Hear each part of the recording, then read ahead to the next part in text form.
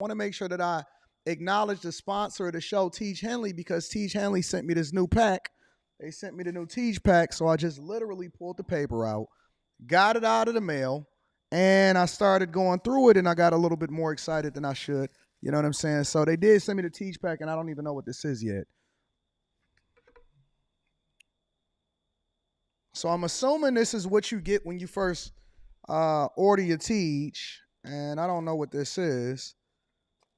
Oh, this is dope. This is absolutely dope. Is this a nail kit? Ladies, get this for the fellas. Fellas, don't wait for the ladies to get it for you. This is free. This just comes with it. 30% off your first order, plus 20% off for life. Literally. Oh, snaps. I didn't know that they were sending it like this. Real talk. So this is the nail kit that they sending you. All right, so now you ain't looking like a dusty. This is a free gift straight from Tiege for the people that ordered the Tiege. They got the small one for the little hands like mine's. They got the big joints for your toenails. And then they got the joints at the bottom too. You know what I'm saying? For y'all that's a little bit more crustier than usual. All right, so that's one of the free gifts that Tiege got inside of the pack. And then what is this? Says squeeze a quarter size amount of Tiege Hanley body wash on the center of the wet bristles. Lather, scrub, rinse, and repeat for the perfectly satisfying wash every time. So that's inside of there also, right? Ooh, I can get my rubber ducky on right here. You know what I'm saying? So shout out to Tiege for sending me that uncomplicated skincare for men. And then what we got in here? We got the actual Tiege pack, right? So this is the normal Tiege pack. But then they gave me the supersized joint for the people. They wanted me to show the people exactly what they got when they ordered that first Tiege pack, when you're getting your 30% off your first order, and then you get your free gifts. You get 2 free gifts, and then the 20% off for life. So the 20% off for life is a new thing. And, dang, I ain't even got my keys on me to open this up. Maybe I can use the little nail clipper thing. I ain't got to buy no nail clipper for my new joint downtown. And then you get all of the washes, all of the scrubs, all of the AM, the PMs, and all of that stuff. So you got the whole thing inside of there for you to make sure you take care of yourself. But you got to make sure you take care of it every day, right? We don't want to miss days. We don't want to be looking like dusties. It does not absolve you from being able to make sure that you brush your teeth. Brush your teeth. It don't fix the teeth problem. Don't fix you ironing your clothes. Don't fix you being able to take care of your business. But it absolutely makes sure that your skin is phenomenal, even when you're going between shaves. You know what I'm saying? So shout out to Tiege Hanley. We absolutely appreciate you. Thank you for continuing to hold us down. I might do an official Tiege commercial, but I like just talking authentically to the people. I like giving the people the authentic look of what it is that you're dealing with, and I want you to hear from me personally. Because anybody can do that little pitch and they can make some little videos, but very few of us can actually speak to the products of exactly what it is that you're supposed to use. So yeah, Tiege Hanley, 30% off your first order and then 20% off for life. That's the Anton Daniels pack, 20% off for life. Using any other Tiege pack, make sure that you go ahead and let that go. And make sure you tap into the link that's in the description and take care of it, all right? What's going on is Anton from AntonDaniels.com. I appreciate you guys for continuing to rock with me. Thank you for tuning in for another edition of the Millionaire Morning Show. I am your host, Anton Daniels, and I have a phenomenal show. As usual, when don't I have a phenomenal show for y'all lined up? When don't I have the best situation for y'all lined up? I have a phenomenal show lined up for y'all, and I'm excited to be before you today. But first and foremost, it is Thursday, August 29th, 2024, year of our Lord. I want to give a shout out to the sponsor, Tiege Hanley, 40% off your first order plus 20% off for life. This is the most awesome morning show on the face of this earth. So if you have not sent this to your family and friends, if you have not sent this to Gam Gam, if you do not have us turned up in the lunchroom, I promise I'm always going to deliver y'all the greatest show on the face of this earth, all right? So make sure that y'all tune in. Make sure y'all locked in. Shout out to everybody that's in the chat. I see y'all. Y'all rocking. I always got you, Thrax. I always got you, all right? So again, make sure you tap into the Patreon. The link is in the description for all of the Dusty Dusties. I'm thinking about doing a conference next year, putting it on myself, funding it. You know me. You know me. I don't really do partnerships. It's got to be funded myself. You know what I'm saying? No needs for nobody. No, none of that. No bank loans, no nothing, so on and so forth. We just going to fund it ourselves. So I'm thinking about it. Y'all let me know inside of the Patreon. I'm going to put a poll up right after the show, and I want y'all to tell me what y'all want to see if I was to do a conference and how y'all want to play that out. So we gonna figure that out. We're going to figure that out. I got so many ideas, but I got to start getting these ideas out. No more waiting. No more procrastinating. We got to go ahead and get the ideas and get the ideas out and get it popping. What's up, friends that's in the chat? I see you. What up? What up? What up? What up? What up? I see y'all. I see y'all in the chat. Let's rock out. Okay, so let me acknowledge a couple of the cash apps first and foremost, and then we're going to go ahead and get started with the show. You know what I'm saying? I want to acknowledge my dog, ESDC. What up, though? I appreciate you, big dog. Also want to acknowledge Mike That Dude. I appreciate Mike That Dude. My girl, I am Annie Marie, says for AD, the best wrench gang. Chat, and most of us all are bag chasers. Are all y'all bag chasers? I want to see more people become bag chasers. Shout out to Annie Marie. I love you, baby girl. I want to see more people become bag chasers. You know what I'm saying? That'd be awesome. To make sure that everybody is getting the most value from these live streams. Because y'all time is money. And that's the thing that a lot of people don't realize. Your time is money. And so when y'all trading your time for stuff that ain't actually adding value into your life, but then you complain about $9 or $15, that's baffling to me. It is. It's truly baffling to me. But I guess we all got our different priorities and things that we want to accomplish in this lifetime. And life ain't fair. Everybody can't be rich. Everybody can't be successful. Everybody can't have everything that they want. You can't have your ice cream and eat it too. I was talking to somebody yesterday. And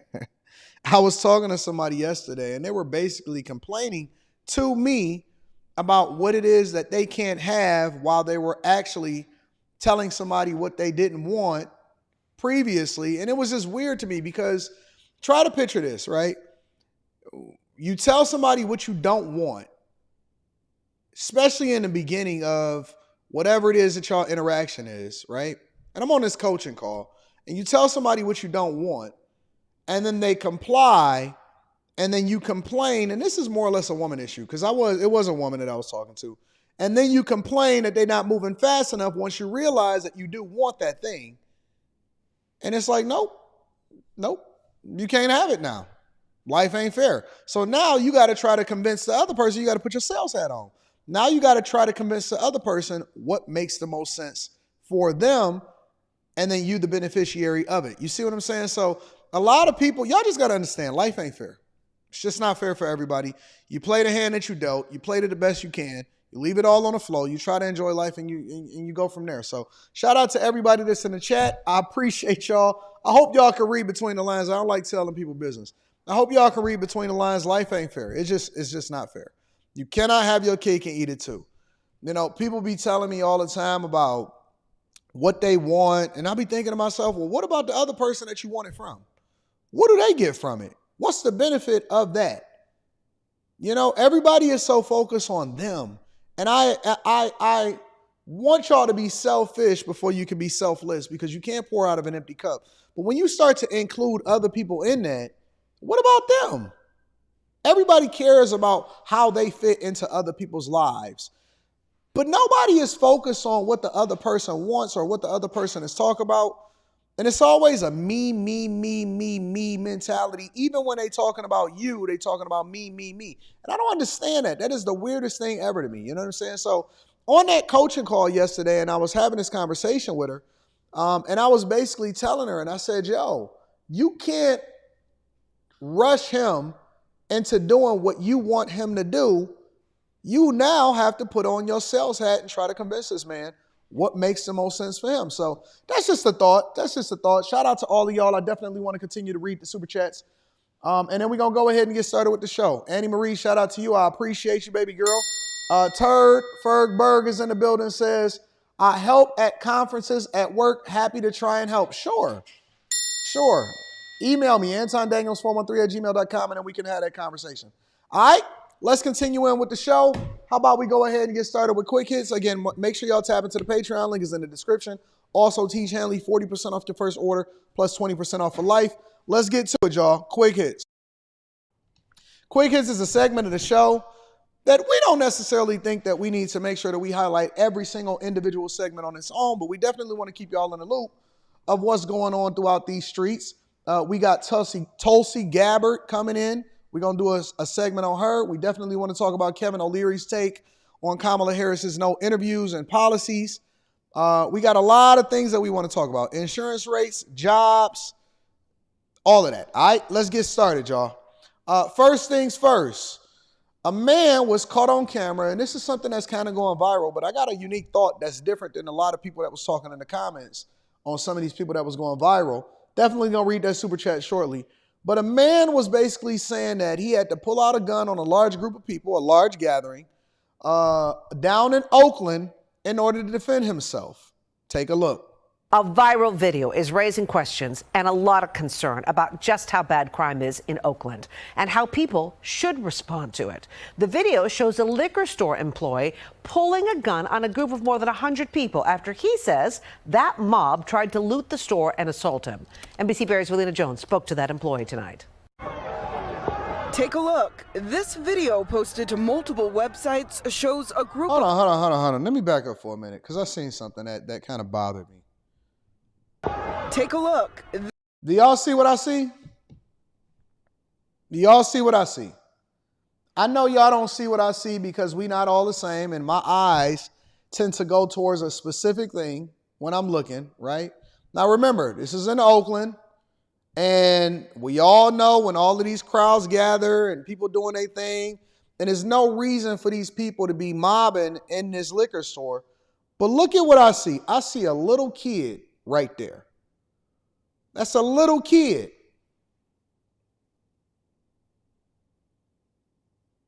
Is that a future criminal, or is that just a kid that's just randomly riding a bike amongst another large gathering? Think about this for a minute, y'all. That's a kid. Now, we all know what's happening in these groups, and this is not just a group of people that's just having a good time and strolling. I see people all the time riding their bikes down the Riverwalk. They having a good time, they chilling. It don't look like this, but let me play the video for y'all. This video posted to multiple websites shows a group of hundreds of bikers taking over the street in front of Golden Hour's liquor store around 4:15 Saturday afternoon. Then suddenly one of the store employees pulls out a gun and people scatter. He says this all happened after people in that crowd began punching him and one reached for his gun. Then he yanked on my belt pretty hard and the firearm was starting to go down my pants, so I pulled it out and I backed him up. I backed them all up. Robert says he didn't plan to hurt anyone. He also says what you don't see in the video is multiple people repeatedly attacking him, pulling out knives and attempting to steal from the store he works in. Once the group started to leave, he says he was punched again. Just, bow, just hit me right in the face. And then I went like this and I heard somebody out here shooting in the air, and then they took off then. Robert says he was detained and questioned by police while the group made up of mostly kids and teens got away. He believes the group is part of a regular organized bike event involving people from other cities. I'd like to see the organizers of these events have a little bit more accountability, you know? Let's be real here. Somebody put this together, somebody brought this here, right? And this is the result. And from what I understand, this is a typical result. Philip Gumbs also saw the group move past his store, which has been shot at and vandalized in the past. He says crime is driving businesses like his out of Oakland. I've stopped all kind of robberies from my friend's store here, you know, and it's unruly and people don't come here anymore. Councilmember Noel Gallo is calling for city cameras to be reactivated and a larger, more visible police presence. It's complete insanity, disrespect for the city, And we need more, definitely need the police to take action. OPD says officers are investigating the gunfire, but have not made any arrests. Just last Friday, during a press conference, Oakland police urged residents not to engage criminals. We really ask our residents to be good witnesses, to direct the police to detain or stop individuals involved in crimes, especially violent crimes. What we don't want is we don't want our residents to become victims themselves. It's advised. Let me tell y'all something. When stuff is so lawless, and when it gets to the point to where people feel like they don't have no other option, what do you think that they're going to do? They're going to defend themselves. They're going to defend their businesses. They're going to defend their homes. All of this propaganda where they keep telling people, hey, man, don't engage with the criminals. Just let them ransack your stuff. Let them tear your stuff up. Oh, don't worry about it. Just be a good witness and tell the police. Oakland ain't even got no police officers. They ain't even got no funding for police officers. Oakland ain't even got no more businesses. All they got is crime and homelessness. And now you got the criminals teaching younger people to ultimately be criminals. And then at the same time, the dude got to back him up off the store and he's still getting assaulted and they trying to stab him with knives. What do you think that people is going to do at some point? This is the number one reason why people saying, you're not going to take my guns. You're not going to take my pistols and you're not going to take my guns, because my ability to be able to defend myself and defend my things against people that are looking to take advantage of me. And you talking about being good witnesses. Y'all ain't even got no arrests. They got cameras, everybody recording. We got everything that's going on over here. And don't nobody have no witnesses. Don't nobody know who tried to stab who assaulted who. The dude had to back him up off the business. But gunshots and bullet holes are regularly through the window. And y'all talking about, hey, man, listen, don't engage. Okay. I'm telling you, at some point, people going to be like, you know what, bro, I'm tired. And then they had the nerve to detain him and question him. Man, get out of here with that nonsense. In addition to that, like this situation right now, a Florida teen is accused of trying to kill. He shouldn't even be accused. He tried to kill 2 police detectives. Check it out. A Lakeland teenager is in jail tonight after police say he tried to murder the detectives in broad daylight. The shooting was caught on camera yesterday in a neighborhood off of West Memorial Boulevard in North Lakeland. Fox 13's Carla Byron explains how it all went down. Lakeland police say this Ring doorbell video shows 18-year-old suspect Arthur Williams of Lakeland. Usual suspect, y'all. The usual suspect every single time. Every single time. It's so weird to me how young teens in the middle of the daytime with all of this Ring cameras and technology and stuff, they just be letting loose. Whoop, whoop, whoop, whoop, whoop.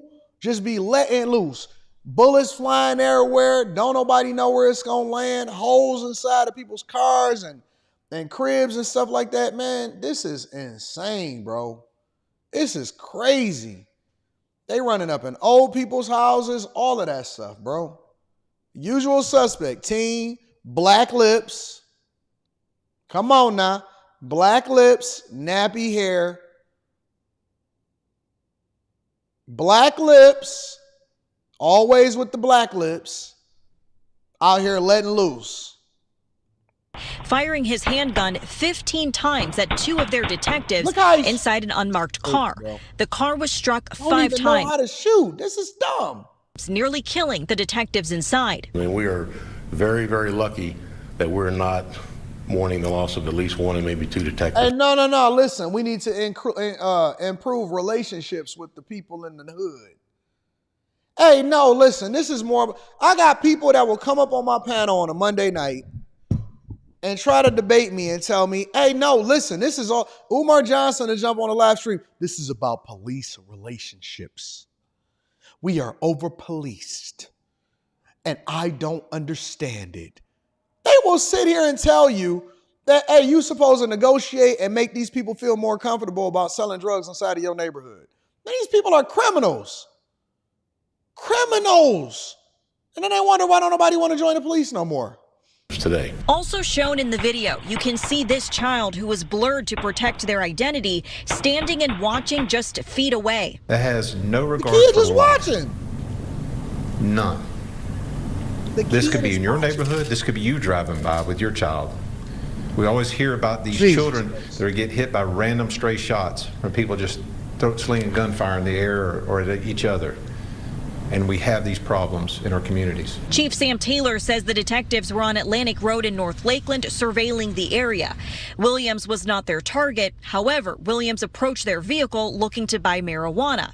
And that's when the chief says he definitely saw their shirts marked by police insignias, their badges, and equipment. Later that evening, when the detectives came back to the area, the chief says they were shot at on purpose. They were out there, standing in the gap between good and evil, as you've heard me say before.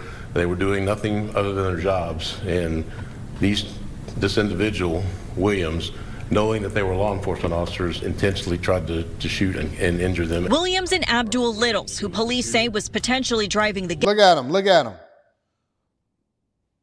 Usual suspects. Please don't tell me don't stereotype. Don't tell me don't stereotype. Anton, no, man. Everybody that look like this, everybody that got black lips, everybody that got nappy hair and dreaded up. No, bro, that's just our heritage. We come from the motherland. Everybody that's not ungroomed, we was always ungroomed in the fields. We was kings. We were kings in our own kingdom. Apparently, you're not aware of your own history, sir. Dog, this is just the way that we walk around. We shouldn't be stereotyped just because we got black lips and tattoos on our faces. Getaway car were arrested at a home in Tampa early Wednesday morning. The chief says the detectives involved are shaken up but are doing okay, and this kind of behavior won't be tolerated. Overall, our crime is down, so we have a very safe city. I don't want this to be indicative or come across as this is normal for our city, because it's not. It's very abnormal. It's bad out here in these streets. Last but not least, this is interesting. A Wells Fargo employee died while at her desk and wasn't discovered until 4 days later. Check it out. A Tempe Wells Fargo employee died at her desk. And 12 News is now confirming that it may have taken as many as 4 days for anyone in the office to notice. Good evening and thanks so much for joining us for 12 News at 10. I'm Kariba Devine. I'm Mark Curtis. It's a story we first reported yesterday. Tonight, Tempe police are confirming the timeline of when the woman clocked in to when her colleagues found the body. 12 News journalist Gabriela Becerra is in the studio with new details tonight. Gabby, 4 days. I mean, this poor woman went 4 days undiscovered. It's hard to believe. And that's a question many employees are asking themselves tonight. I spoke with an employee who said that she shared her perspective on the workplace environment, and they say it's a big building, but most people don't work there on a daily basis. A Wells Fargo employee went to work the morning of Friday, August 16th and never went home. Tempe police tell 12 News 60-year-old Denise Prudhomme scanned into work at 7 o'clock in the morning. 4 days later, police responded to the office building near Washington Street and Priest Drive for reports of a subject down. Prudhomme was declared dead. The Tempe Police Criminal Investigation Bureau is investigating, but do not suspect foul play. A Wells Fargo employee exclusively spoke with 12 News, but asked not to be recorded or identified out of fear for their job. They say a colleague found Prudhomme dead at her desk in a cubicle while walking around the building on Tuesday, August 20th. Prudhomme's cubicle was reportedly on the 3rd floor and away from the main aisle. This employee says several people had smelled a foul odor, but passed it off as faulty plumbing. They say while most Wells Fargo employees at this Tempe location work remote, the building has 24/7 security, and someone should have found Prudhomme sooner. The incident left several employees feeling scared and uneasy. This employee wants to see new safety protocols in place, telling me, quote, "It's negligence in some part." A different worker also spoke with 12 News anonymously. It was just uncomfortable. Again, calling on the company to do more. Body was there about 4 days before anybody found it, before anybody walked up to her. And just to say hi, make sure she's okay. She was just laying on her desk. A Wells Fargo spokesperson previously sent 12 News a statement saying, in part, "We are deeply saddened by the tragic loss of our colleague at our Tempe office," adding counselors through our employee assistance consulting service are available to support employees. An employee tells me their direct management offered those services, addressed. I don't think that this, I mean, you could put it on the backs of Wells Fargo and people could say, oh my God, I want more safety and stuff like that inside of here. But the reality is just that most of us are not interconnected with other people, and we're told to mind our business so people don't pay attention to what other people are doing. I pass by people every single day walking down the street and they just be on their phones. People be so oblivious. I see people, when I went down to Houston for the meetup, and I was riding downtown and I seen people just laying over a grate and the dude looked like he was dead. I seen a video the other day of somebody that was walking down in the Bronx and it looked like a guy that was dead on the ground. And they was like, oh, he usually get up at around 5 o'clock. What do you mean he usually get up at around 5 o'clock? Most of us don't really care about our neighbor like that. And so when we see stuff or when we pay attention to stuff, we just automatically assume, or we just by default mind our business. Is it the responsibility of the security company or Wells Fargo in order to make sure they do their rounds in the building? Yeah, probably so. But, and for the most part, unless you have friends and family that's checking on you, and of course, we don't know anything about her family. We don't know if she had a husband. We don't know if she had a kid. We don't know anything like that, right? We don't know if she lived by herself, if she was a single cat lady. Who knows, right? But my point is that most of us don't really pay attention. And if she's sitting there like this on her desk or whatever, and her head is down, and she's away from everybody, and the majority of the people work from home, so nobody is really even in the building, yeah, I can see how that would happen, honestly. This doesn't even surprise me. I know it's supposed to. I know I'm supposed to be appalled. Oh my God, what's happening? It doesn't really surprise me. Honestly, it don't surprise me. So, ladies and gentlemen, that's your quick hits. All right, let me read a couple of the super chats and then we're going to go from there. Enos Luby says, good morning, AD and the Chasers. When you do your conference, I would love to be a speaker on a panel speaking on sports and nutrition. Hi, Rita. Oh, God, here we go with this right now. Victor Williams says, morning, family. Shout out to Victor Williams. I appreciate you. Dean Murray says, so they won't invite Ben Carson to the cookout, but they will invite crash out dummies. They are revoking the wrong black cards. I agree. Shout out to you. I appreciate you. AR Smitty is in the building, says, covered the temperature of the whole United States in one quick hits. That's a fact. You know how we do it. New bag chaser. Shout out to the Chasers. If you're not a part of the Patreon, link is in the description as well as pinned to the top of the chat. I appreciate you. Shout out to Titan Rising. I rock with you. Miss Crow T. Shetty is in the building. Shout out for the super sticker. Krusty Lips and Booger Eaters from Room 9. Shout out to A7 Keys. No More Excuses says, I never understood how people here in Detroit or comparing places alike promote the wrongdoing. Then when their child's face is on a t-shirt, they want you to sympathize with them. We don't. We just let the chips fall where they may. Shout out to my rich friends. Rob Brown in the building says, salute to you and all that you provide to us. Just know you are appreciated, big dog. I know, man. I know that y'all love me. I know y'all appreciate me. Thank you, Rod. Thank you to all of the Cash Apps. Thank you to all of the Super Chats. I don't care if it's $1.99, but I don't care what it is. I absolutely appreciate you guys. You guys are the greatest audience on earth. And then my dog says, don't worry, she'll still be voting for Kamala. Shout out to y'all. Hey, it's a lot of places that's basically making sure that the voter rolls are complete and that they don't have a lot of illegal votes inside of these states, including Louisiana. I see Louisiana recently dealt with that. But anyways, let's go ahead and get started with the show, ladies and gentlemen, and I'm going to read Super Chats throughout the show. So Tiffany Henyard, 2 days in a row. I can't believe it. Thank you for the Cash App. I'm going to read that shortly. Tiffany Henyard, apparently over in Thornton Township. Now, y'all got to remember that Tiffany Henyard is involved in both the Dolton, which is the city that she's a mayor of, and Thornton Township, which oversees a lot of different cities, right? And so she's got 2 jobs at once. I don't know what the requirement is for that. I don't know how that happened, but she's overseeing both Thornton Township and Dolton. So it is identity politics. It is based off of popularity at one point, but her popularity is waning.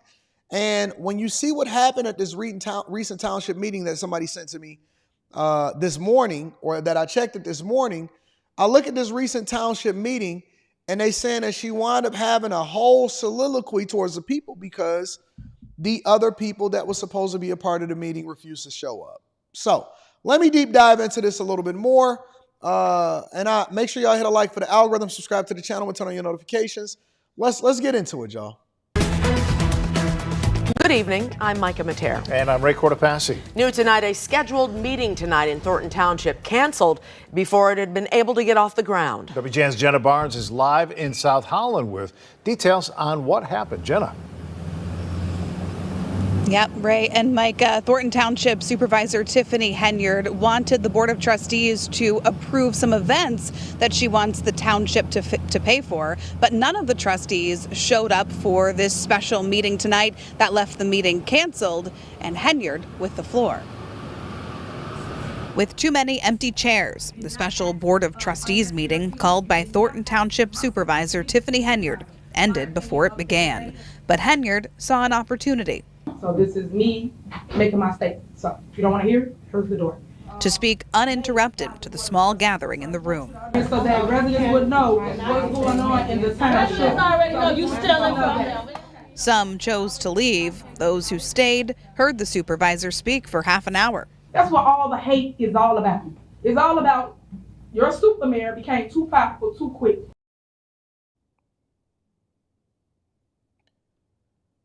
She's in Thornton Township, and what do you mean, your super mayor?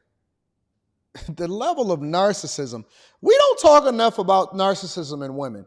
We always talk, women that get spurned and they wind up getting a divorce and they file for divorce and then they realize that the guy went ahead and did better without them and all of this stuff. They always call a guy a narcissist. We never hear about narcissism amongst women. There's a video where she basically speaks at length, and I'm gonna switch over to that one. This is the video where she basically speaks at length. I want to actually go through some of the stuff that she was saying. Their story without you cutting it up, chopping it up, adding this in it, putting this in it to make it sell for what you want it for. That's not what we do here at Thornton Town. So it looked like a lot of people left out of there, but I want to hear some of the speech. Just like all this I'm saying right here, I'm pretty sure you're gonna cut it, chop it, and make a segment, and that's what they're gonna put on the news. I guarantee you. I just want to show the people that we care about them. There is more to the story than what you see. For those that know me personally or know me, because I grew here, remember everybody else flew here, y'all know that I'm rooted in the community. Like literally grew up in the village of Dawson. That's why I stayed in that fire over there, because I ran and I won as a trustee in 2013. I've been a trustee for 2 terms, won both my seats back to back. Then after that, I ran for mayor, won that by 82% that they hate on. Hey, look at the white guy that's sitting over there to the right. The one to the left is cold. The lady to the left is cold. And the guy over there to the right, I don't know what his position is. Is he the lawyer? Is he the counsel for Thornton Township in particular? He just looking. He got the straight face right in front. Let's see what she got to say. Slide. So that means y'all wanted to change. And then God blessed me and placed me here in 2022, becoming the first female, youngest African-American supervisor of the largest township in the state of Illinois. That's what all the hate is all about. It's all about your super mayor became too powerful too quick. I did not go through the boys club. I am not your status quo. I'm so rare, so unique, and that's why everybody got a problem. It's all about control.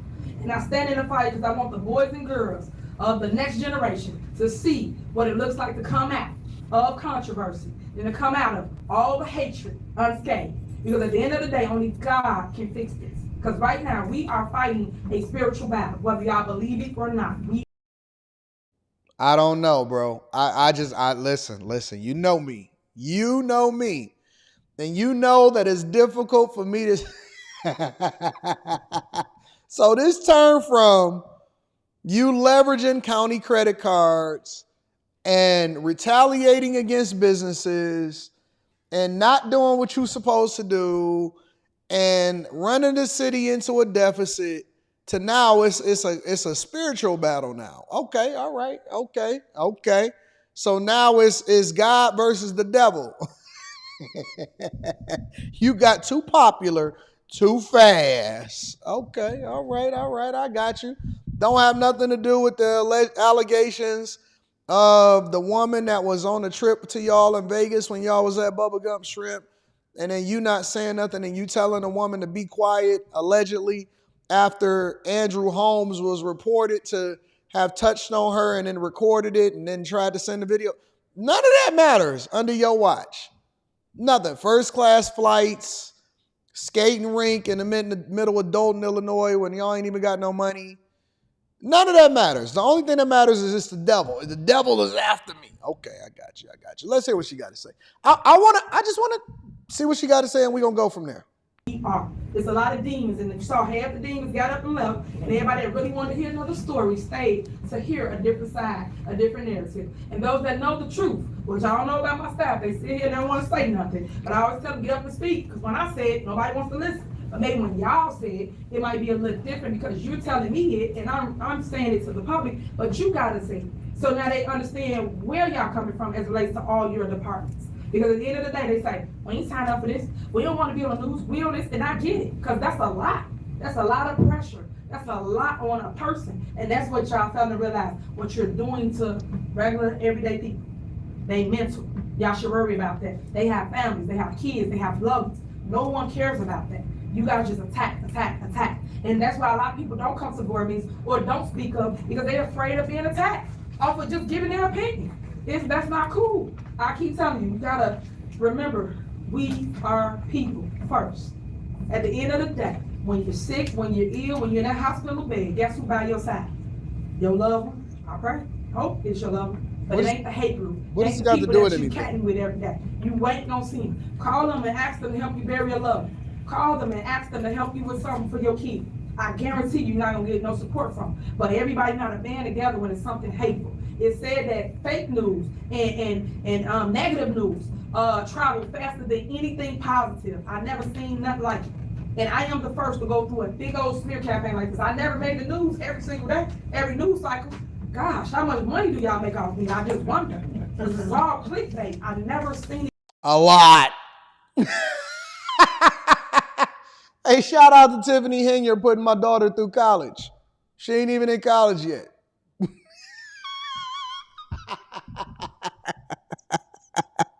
A lot.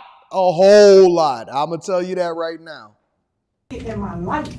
But yet I'm going through it, but I'm still standing 10 toes down, ladies.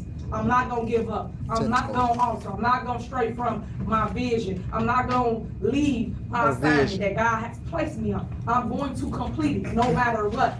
At the end of the day, y'all didn't notice, we have, what is it called? The picnic this evening. We're never supposed to have.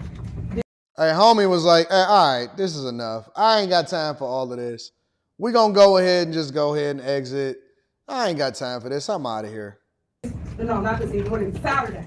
We're supposed to have the picnic, Friends of Tiffany picnic. Y'all know, like I know, that people that been here forever.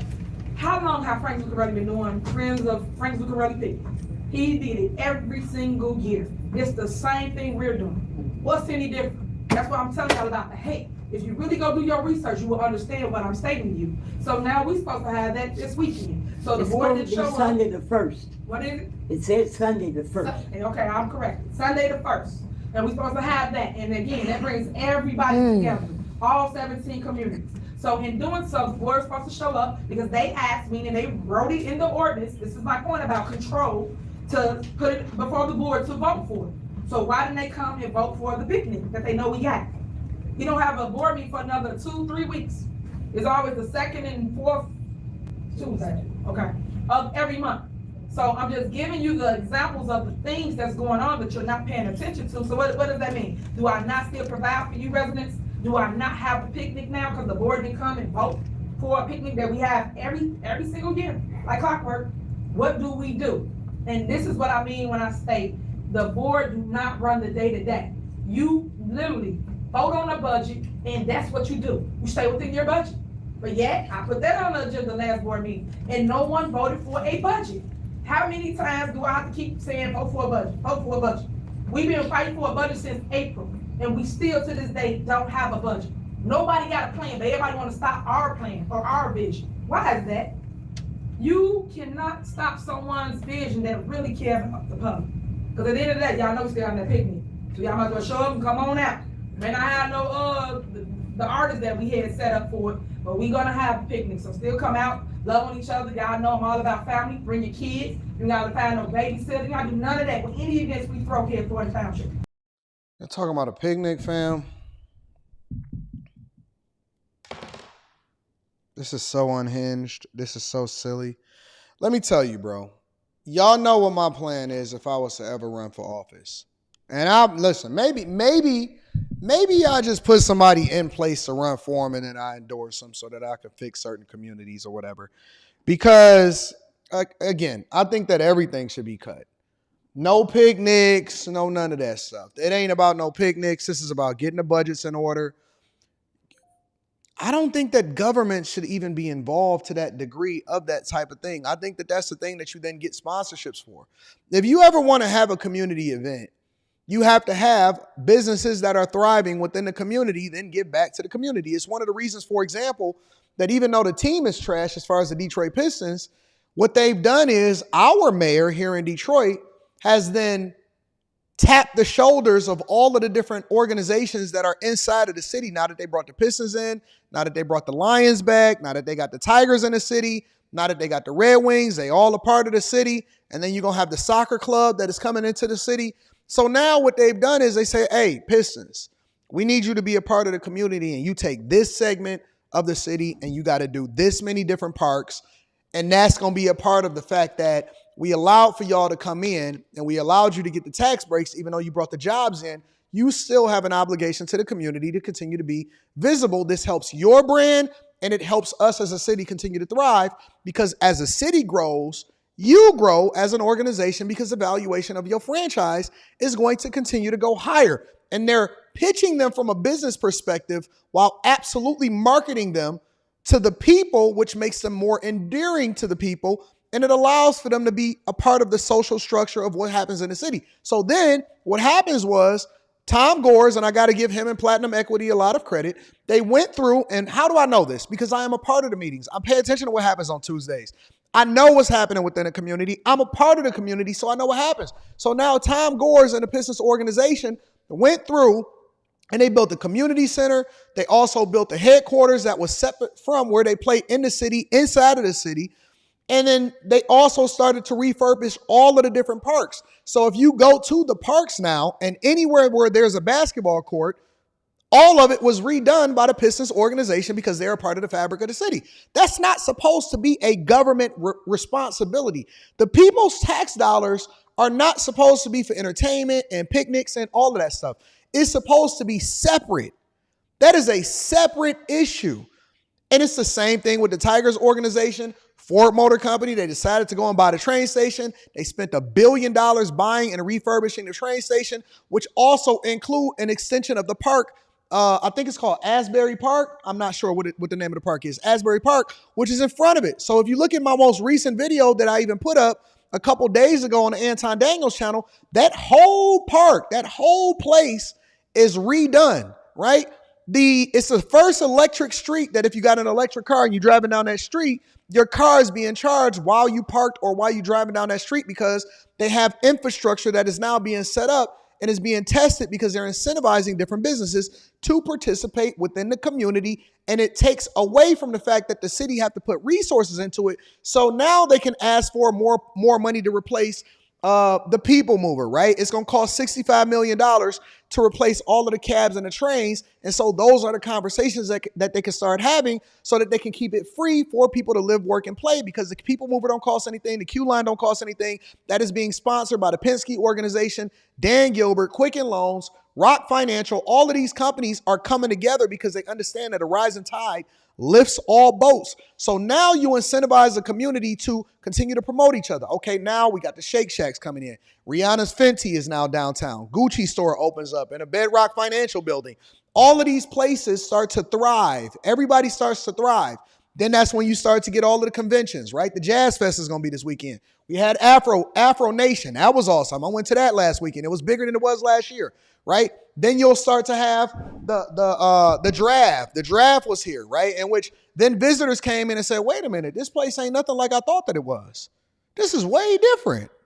You know, you start to incentivize the people to then become a part of the tax base that ultimately continues to make a city thrive. And this leadership, and I got to give praise to the leadership, the city council, the police force, everybody that's here, they're doing a phenomenal job, as well as the businesses continuing to do great things within the city. But when you have people that are voted in based off of diversity, equity, and inclusion and talking about, I'm the people's man, it ain't about you. You don't even hear Detroit's mayor. Half the people don't even know who the Detroit mayor is no more. And he literally came from being a CEO of hospital systems, and he brought his business acumen and his business relationships into the city to start putting it together. And guess what? I support him, and he's largely ran on a Democratic platform, which means that I'm not against Democrats. I'm against people that are against the city that don't understand the structure of the city, right? They spending so much money on the infrastructure, the sewer systems. We got the best water system in the city of Detroit, not Flint, but in the city of Detroit, which was largely instituted by Kwame Kilpatrick, right? And so there's a regional cooperation because everybody is going to benefit from this if one person can remove themselves from just promoting themselves for 1 second and stop saying, I'm the people's mayor, we need to have a picnic. Forget a picnic. How do we solve for the problems, lower property taxes, continue to invest back into the city, and then incentivize businesses to create more jobs that will ultimately make the region more thriving, right? Building a whole new bridge between Canada and the United States of America. The Gordie Howe Bridge opens up soon. So now you got 3 ways, which makes us a much more effective partner in transporting goods and being the greatest connection between Canada and Detroit is here, right here, because you got the Gordie Howe Bridge, you got the Ambassador Bridge, and then you got the tunnel. And so if we don't have business leaders playing a bigger role in what happens within your cities, and you keep on voting people in based off of equity and inclusion, then this is what you're going to have. You're going to have a failing city. So shout out to Tiffany Henyard and your unhinged rant. Let me see if she says anything else.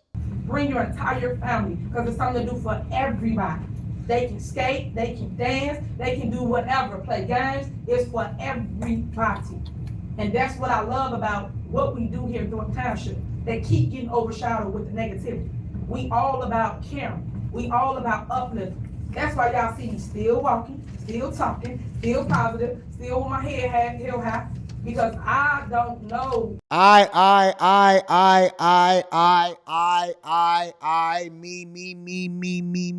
Me, super mayor, paid by taxpayers. Let me read some of the super chats and the cash apps, and then we're going to continue on with the show. We're going to get into Kevin O'Leary shortly. First of all, I want to acknowledge, let me make sure I got this right. I'm going to do this in order. Trini Life, shout out to Trini Life, says, bless you, keep growing. I appreciate you, Trini Life. Thank you for holding me down. Chris Bird in the building. Shout out to Chris. Chris, shout out to you, says, Cat Lady can't vote for Kamala Harris now. Hashtag Wells Fargo. Shout out to you. I appreciate you. Annie Marie Lewis says, this is for a Rita sighting. Shout out to Rita. They can't hear you, so it don't even matter. A7 Key says, by the way, we voting Rita for president. Oh, God. Okay, vote her in. I'm the one that's going to be running the White House. Doc D. Payne's thoughts and opinions says, if Kamala gets elected, black people start learning Spanish. Shout out to D. Payne. I appreciate you. Green Blaze, the Fly Eagle says, is the mortgage industry really in the Midwest? It is. It is. United Warehouse Mortgage. Actually, Matt Ishba, who is the owner of the Phoenix Suns, they are here. And then also Quicken Loans, Dan Gilbert, they are here. Their headquarters. A lot of people don't understand that. And it's some of the biggest banks, their headquarters are here too. A lot of people don't understand that the industry is here as far as the mortgage industry. It is here. A lot of people don't know that. We've diversified since we learned our lesson in 2008. But yep, the mortgage industry is in the Midwest. We run the mortgage industry over here. High Tolerance says she's trying to put them through the spin cycle. Facts. Pete Funkerson is in the building, says, I believe 1 Peter 2:20 could give Ms. Henyard some clarification on things. Shout out to you. I appreciate you. A7 Keys in the building says she's straight going from a goon to a goblin. I'm a goon to a goblin. Black Samurai says, good morning, Anton. She is dead wrong about the hate she is talking about. All of the people are disgusting and outraged at the same time. She is a DEI hire at best. No, I think she's an identity politics hire, not a DEI hire. She wasn't picked. She was voted on. Matea says, I think Thornton Township is a microcosm of what the United States will become if Cam is elected. What says you? I think Dolton, Illinois, not Thornton Township. Thornton Township is a collection of it, right? Dolton, Illinois is a city that she's the mayor of. And I think you're right. I think that Oakland is probably a better representation of it. Sir Darkness TV says, come on, people, likes are down. The likes is down. The likes is down. You are absolutely right. There's more than 3,000 people watching this on YouTube, and the likes is absolutely abysmal. Abysmal. No, the people from Cali should not move to Detroit. The people from Cali should not move to Detroit. That is a no. So I'm gonna say no on that. Demetrius Witherspoon says, good morning. As a solid Trump supporter, I stand with your well-informed show. I was raised in Flint, Michigan, and I saw how the Democrats decimated my town. My dad was a GM retiree for Fisher Body, and the bag was good. Not anymore. You know, rest in peace to former Flint City Councilman Eric Mays. Eric Mays came and he sat and he kicked it with me in this studio. And we had a conversation about the politics and how Flint, because he had lived in Flint his entire life. But we had a conversation about that. And so if y'all want to go and watch that, y'all can actually watch the full interview on YouTube on the Anton Daniels channel. I'll release that for everybody. It was exclusively just for the bag chasers, but that's the one interview I released for everybody. So shout out to them. Rita 2028. Cool. I'm with it. Stay in that trash ass California. Let's see how that works out for y'all. Y'all don't even own y'all own homes in California no more, and y'all being overtaxed. Now what? I put my city up against any city. Real talk. I put my city up against any city. Nobody messing with us. Town and city of hustlers. Shout out to Detroit. Anyways, let's continue on with the show. Let's talk Kevin O'Leary. And then next we're going to have Tulsi Gabbard that wants to speak on how Kamala Harris is a liar. But first we want to talk about Kevin O'Leary, because tonight we're going to have a Kamala Harris. I don't even know if I should live stream that. A Kamala Harris Cam pre-recorded interview, possibly with questions that was already given to her beforehand. We're going to have the Cam pre-recorded interview. Check out, and we can preview that for the night. Right now, turning to the latest in the race for the White House. Later today, Kamala Harris's running mate, Tim Walz, will campaign right here in North Carolina. His event in Raleigh comes just hours before he and Vice President Kamala Harris are set to have their first joint interview.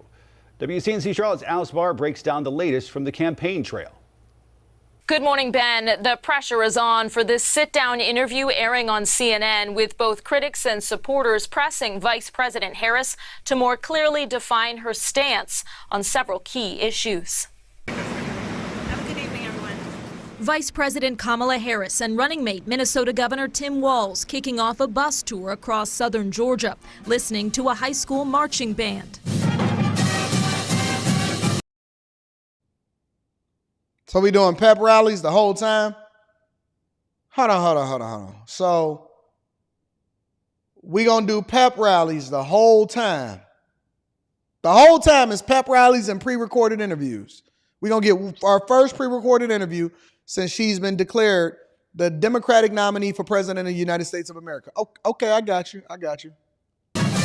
And addressing the students. Your generation, all that you guys stand for. She sounds so fake to me. I'm sorry. She sounds incredibly fake to me. Everything you have at stake is what is going to propel our country.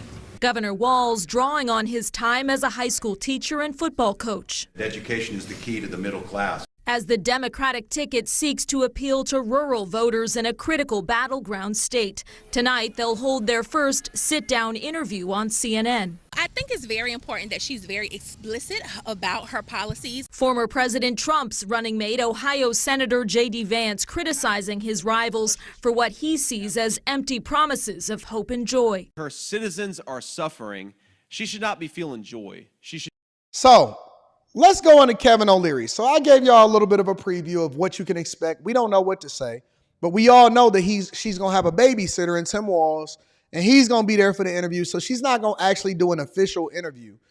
It's going to be their joint interview together, right? It's their joint interview together, pre-recorded. We don't know what the edits are. I would like to just see one camera, no cuts. Just let them talk the whole time, but we all know that that's not going to happen. But anyway, so we can look forward to that. Of course, we're going to be reviewing that on the Millionaire Morning Show in the morning, and we're going to break that down for Friday. And then tomorrow, I also am going to do a live stream on the Anton Daniels channel with my homegirl, Michaela. So Michaela Montgomery, me and her is going to do it 3 p.m. We're going to break it down even more, and we're going to have a political discussion, me and her, and we're going to go back and forth, and we're going to have a conversation, and y'all going to deep dive a little bit more into who she is, not based off of what the media is portraying her to be, all right? She's going to tell it out of her own mouth on the Anton Daniels tomorrow at 3 p.m. Eastern, all right? But before we get into all of that tomorrow, let's go into Kevin O'Leary, because Kevin O'Leary has more to say about her policy, her housing, and her interviewing, and I want to see what y'all think about that. All of this, let's bring in Kevin O'Leary, chairman of O'Leary Ventures and Shark Tank investor. Kevin, great to see you. Thank you for being here. You know, I know you're non-political. You just want common sense to prevail no matter what party.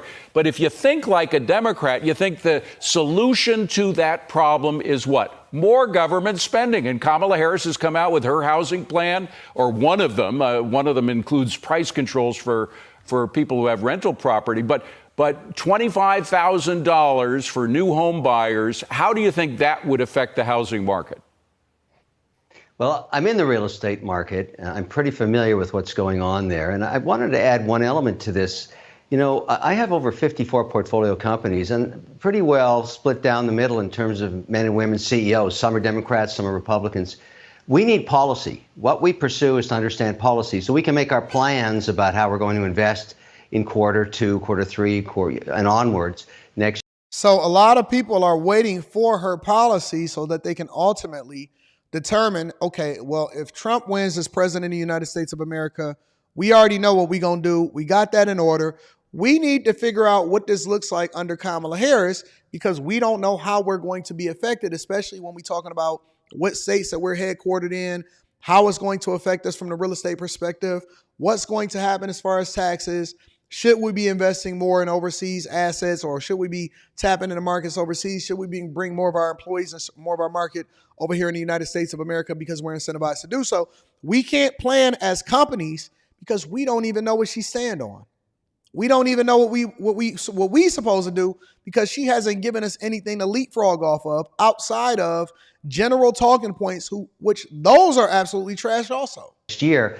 We're desperate for policy. We really need it. Hey, Steven, I got you. That's literally the second video that I'm dropping on the Anton Daniels channel today. Don't worry. We're going to get there. I thought about bringing it on the Millionaire Morning Show, but we're going to talk about it on the Anton Daniels channel. Let's get to it. Same thing in the real estate market. You know, I need to understand what's going to change on cap gains, on taxation, particularly important when I syndicate $1 billion worth of debt or equity in a real estate project. I'm doing data centers these days. They're up to $3 billion for each campus. We're all waiting for policy because there's a 50-50 chance that Harris is the president. I'm okay with that. I just need to understand what's her policy. And I've never seen a candidate in my life that doesn't do live interviews with the press. I mean, this is unprecedented. Yeah. I've never seen a candidate that, and the key word is live.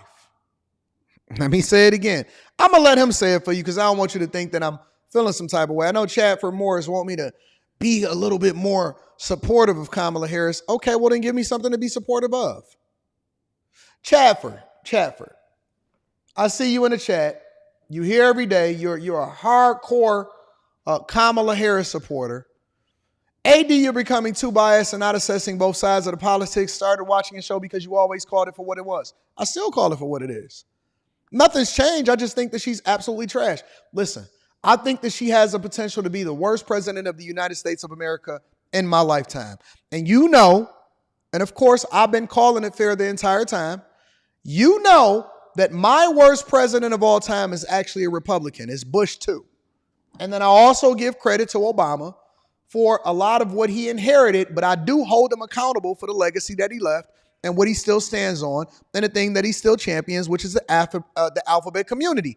Now, my question to you, Chadford, what exactly has she done that is positive, and what does her history speak towards? I tell you what, Chadford. I tell you what. Chadford, you don't have to be on camera. This is just for you. Call in.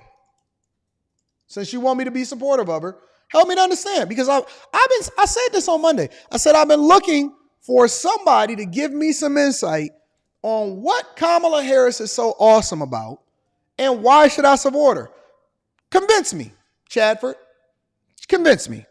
Occasionally here on the Millionaire Morning Show, because I don't duck nothing. I 100% want to hear what you got to say, Chadford.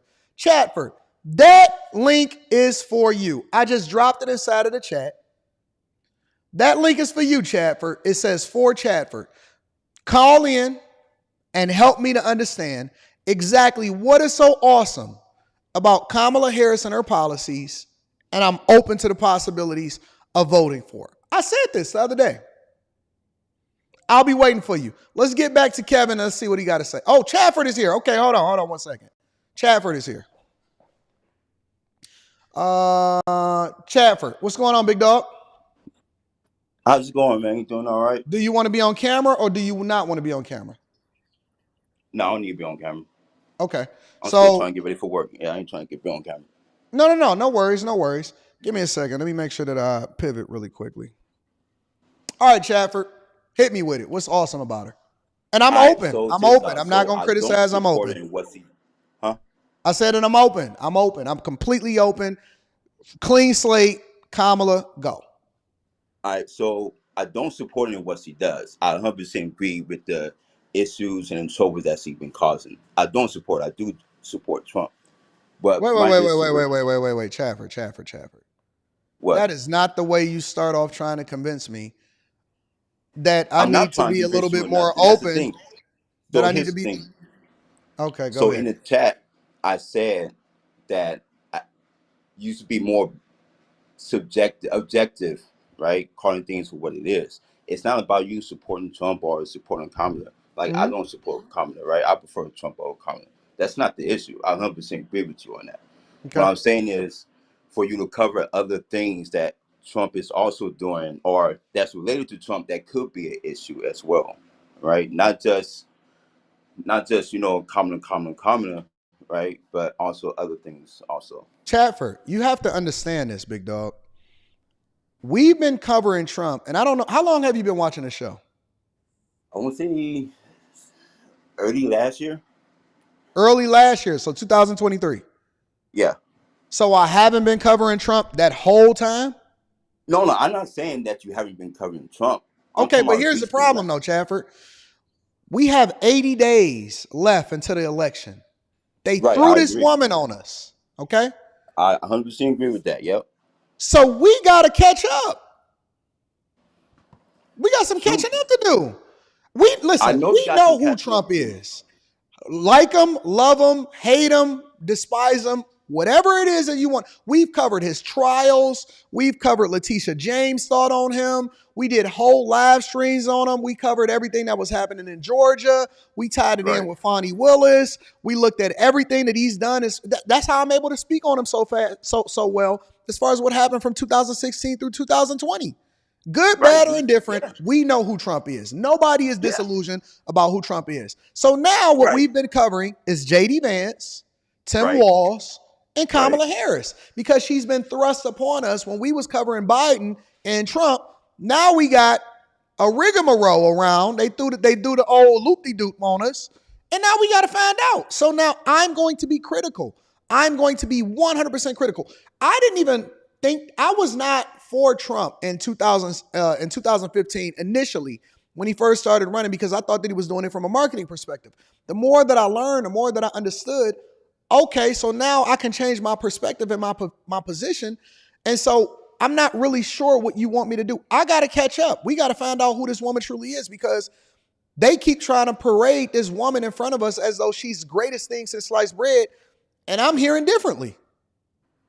Nobody, zero people has ever been able to convince me or give me one talking point as to why it makes sense to vote for her. Not one. No, it doesn't make sense to vote for her. I 100% agree with what you're saying. I'm not disagreeing with what you're saying. I understand that. What I'm disagreeing with is you covering certain topics, right? Or you omitting certain things. Like, for example, a lot of shit that Kamala says in her speech is a lot of lies, 100%. But also, you got to realize, you got to hear what Trump's saying. Sometimes what Trump is saying is lies as well. Like right? what? Give me an example. Hold on. I can't go back and remember exactly what he said. That was certain lies, right? But you got to understand. Come on, Chadford. Like, on both sides. Chadford. Right? Chadford. Hold on. You're not going to sit here and tell me everybody on both sides telling 100% truth. That's false, right? Nobody said Everybody that. I actually said that. When Chris Cuomo, and I covered Chris Cuomo, and he said, let me tell you what the difference is between what Trump does and what Kamala Harris does, what the Republicans largely as a unit does, and what the Democratic Party does. And this is why I'm so hard on the Democrats. In addition to the fact that I've been finessed my whole life to believe that they was actually for us, and I'm very critical of that because there's so many people that still stuck on the Democratic plantation. The difference is this, and Chris Cuomo explained it perfectly. He said, listen, when you look up in the stands at the Democratic National Convention, and you see all of these billionaires and these millionaires that have these $1.5 million, $2 million suites that's looking down on the people while the people is down here being finessed, Democrats are working on behalf of those billionaires. The difference is this. Republicans have no shame on the fact that they'll tell you, listen, of course we got billionaire friends and we need them. They're not hiding the fact that they are participating and playing along with the game, but also saying that the people should benefit also. Let's see how this works for both of us. The thing that the Democrats are doing is they're saying we're going after the big guy and we're going after the billionaires, and these are Trump's billionaire friends. Right, that's complete bullshit. So it's both sides, but one side is playing the game dirtier than the other one. So it's not like nobody is saying that 100% of both of them are both on and up and up. What I'm saying is I don't like the finesse. Right, I don't either. Because I see the lies that she tells. Like it's crazy that people actually believe her. You know, like I just don't get it. So I don't know how you say that I'm not being. We got 80 days, buddy. Okay. So, listen. For the next 7 to 9 days, we gonna hammer her every single day until we get what we want. Until we get an unscripted interview, because JD Vance and Trump take questions unscripted live on a regular basis until it's equal. Because all I can do is go by based off of what the perception is, because she's not giving us nothing. Until it's equal, as far as her actually doing some of the same things and putting herself in the same positions as Trump and JD Vance, because they pull up to the ops and stuff, I have no choice but to hammer her. Okay. No, I get that. No, I don't think that's being biased. I think that that's being real, because the media hammers Trump and JD Vance, and he pulled up to the National Association of Black Journalists. She didn't even pull up, and she a black woman. No, he didn't get out for that. Oh wait, no, I ain't talking about. I'm thinking about something else. I'm thinking about the Black Republican meeting. No, he pulled up to the National Association of Black Journalists and went toe to toe with them, regardless of whether you agree with him or not. Regardless of whether you agree with him or not, he pulled up. Yeah, he did, 100%. So I don't think that it's unreasonable, because she's not even making herself available to the people to answer the questions that we really want to know. Right. Yeah, I think it's a red flag that how she not having any interviews at all, and she running for president. Like, it doesn't make sense. That's a red flag, 100%. But I'm talking like a red flag that's for on Trump's side, not necessarily directly related to Trump, right? Because I forgot what station it was CNN or MSN, one of those news stations, where they did a secret meeting with one of the Project 2025 co-founders, whatever. And He he was don't saying some endorse stuff. that. I understand that, right? Just watch that clip and, just tell me your thoughts about it. What's the name of it? What is it? Let me go back to it. Hold on.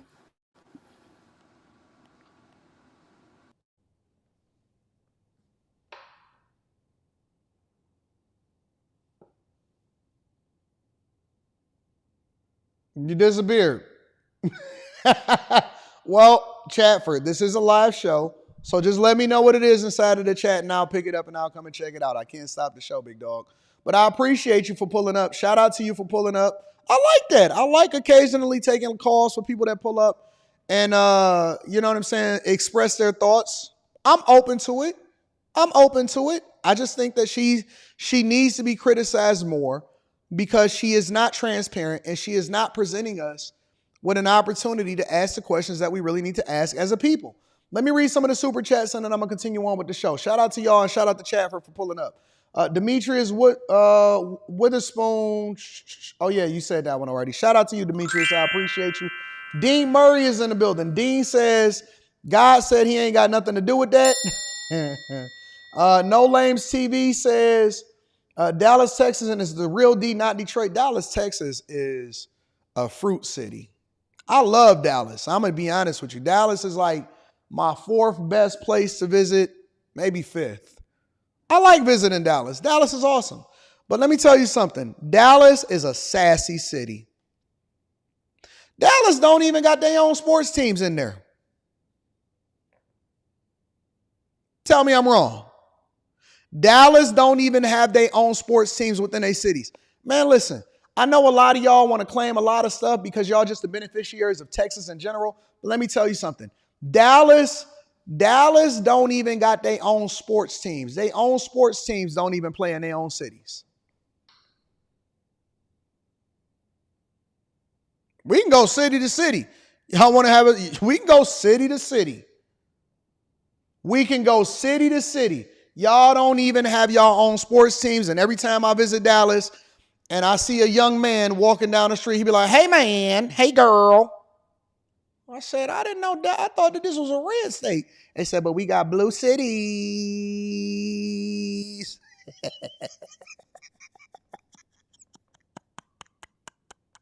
America's sports team, America's football team, don't even play in a city that it got labeled. The Cowboys don't even play in Dallas. They play in Arlington. Jerry Jones said, we ain't coming into your city. And shout out to Dallas because I actually like Dallas. Hey, girl. I said, what is happening? Am I in Dallas or am I in Houston?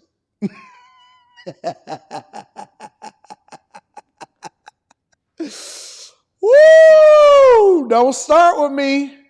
Don't start with me. Don't do it. You better leave me alone. Leave me alone.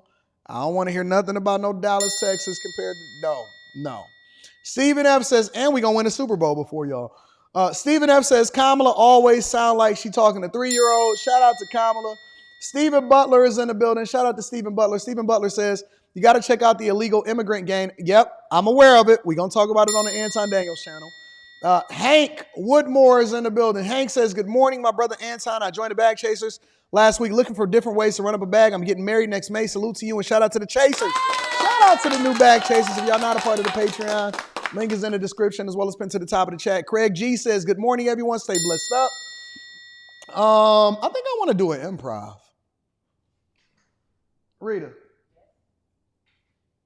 You see how you popped up? I like that. She said, yes. You got the sun shining on you. I think I'm going to do a comedy improv show soon. Why is she smiling? What is wrong? I think we should talk off camera. What do you mean we should talk off camera? I'm telling you, I'm good. I'm good. I think we should talk off camera. No. I'm about to do my, you see how the women act like they be, I think we should talk off camera. So basically saying that my comedy career is dead before I even start. Okay. All right. Okay, so what are you saying then? Why we got to talk off camera about my improv comedy career? Well, I just think some things should be discussed privately.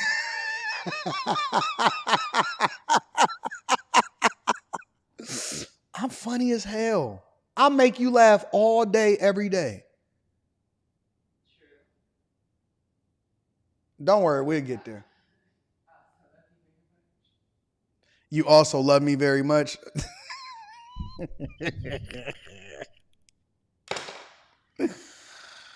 Oh, gosh, Jesus. It'd be the ones closest to you, y'all. It'd be the ones closest to you that ain't supporting your dreams. High Tolerance says Chafford got his Coleman Domingo posted up in the bed. No, don't do that to my dog Chafford.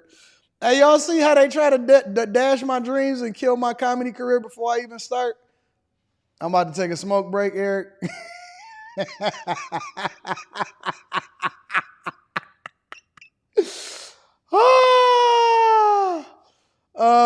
Why would California's I'm the only person that had to joke on myself.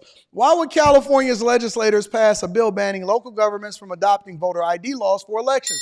Because they finessing, they stealing. Kid Chameleon in the building says Trump will win by a landslide. Kamala is just a placeholder. I speculate AOC will run and win 2028 election. Migrant votes activated. Game over. Game over, man.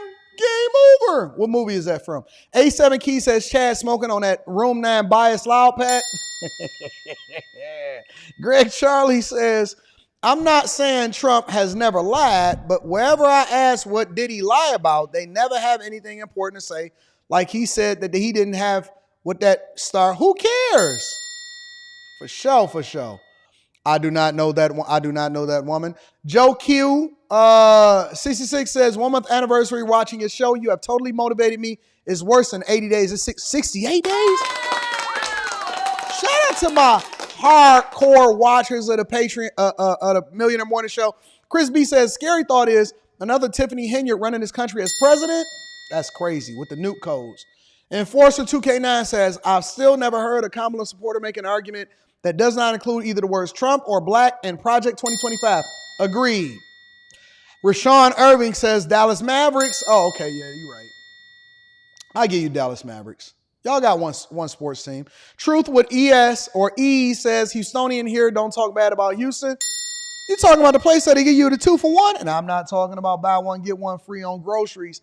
I'm talking about buy one, get one free on STDs.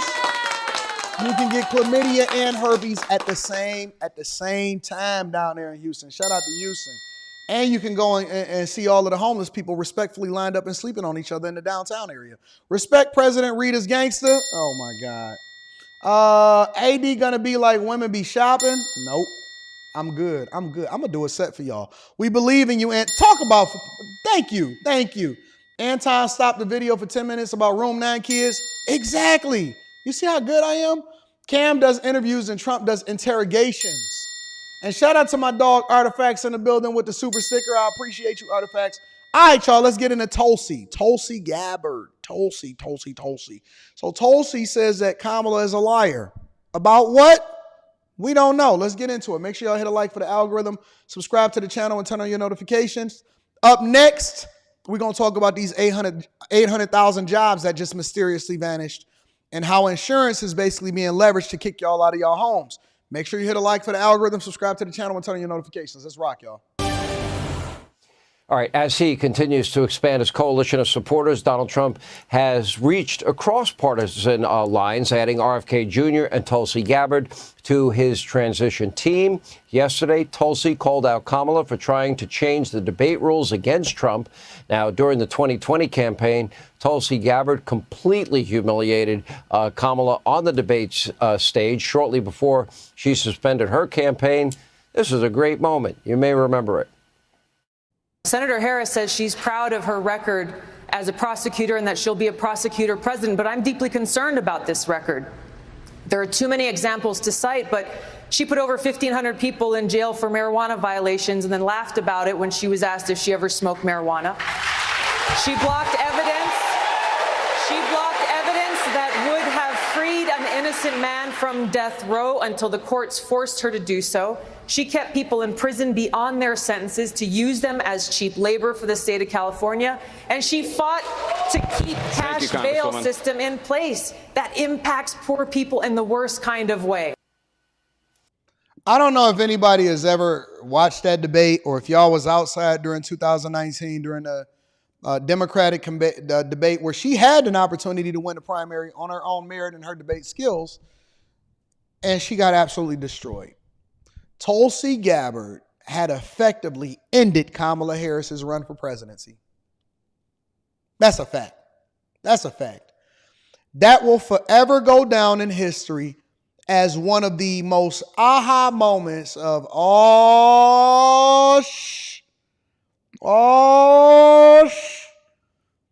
that will forever be seared in my brain. When I was watching that, I was like, I had to clutch my pearls. I said, well, so much for her campaign. And they said, oh, wait, no. But I said, no. We need Kamala Harris, Kamala, in order to win the black woman vote. And so that's what they did. They picked her to win the black woman vote, but they didn't know how spiteful this woman was and that he was going to turn around and be pushed out of office by Kamala Harris. Anyways, let's go back to Tulsi. Kamala's kryptonite. Ouch. Checkmate. Anyway, meanwhile, Democratic strategist James Carville said Americans are hoping the debate is like a train wreck, just like the one in June. Take a look. It's going to get an enormous rating. Why?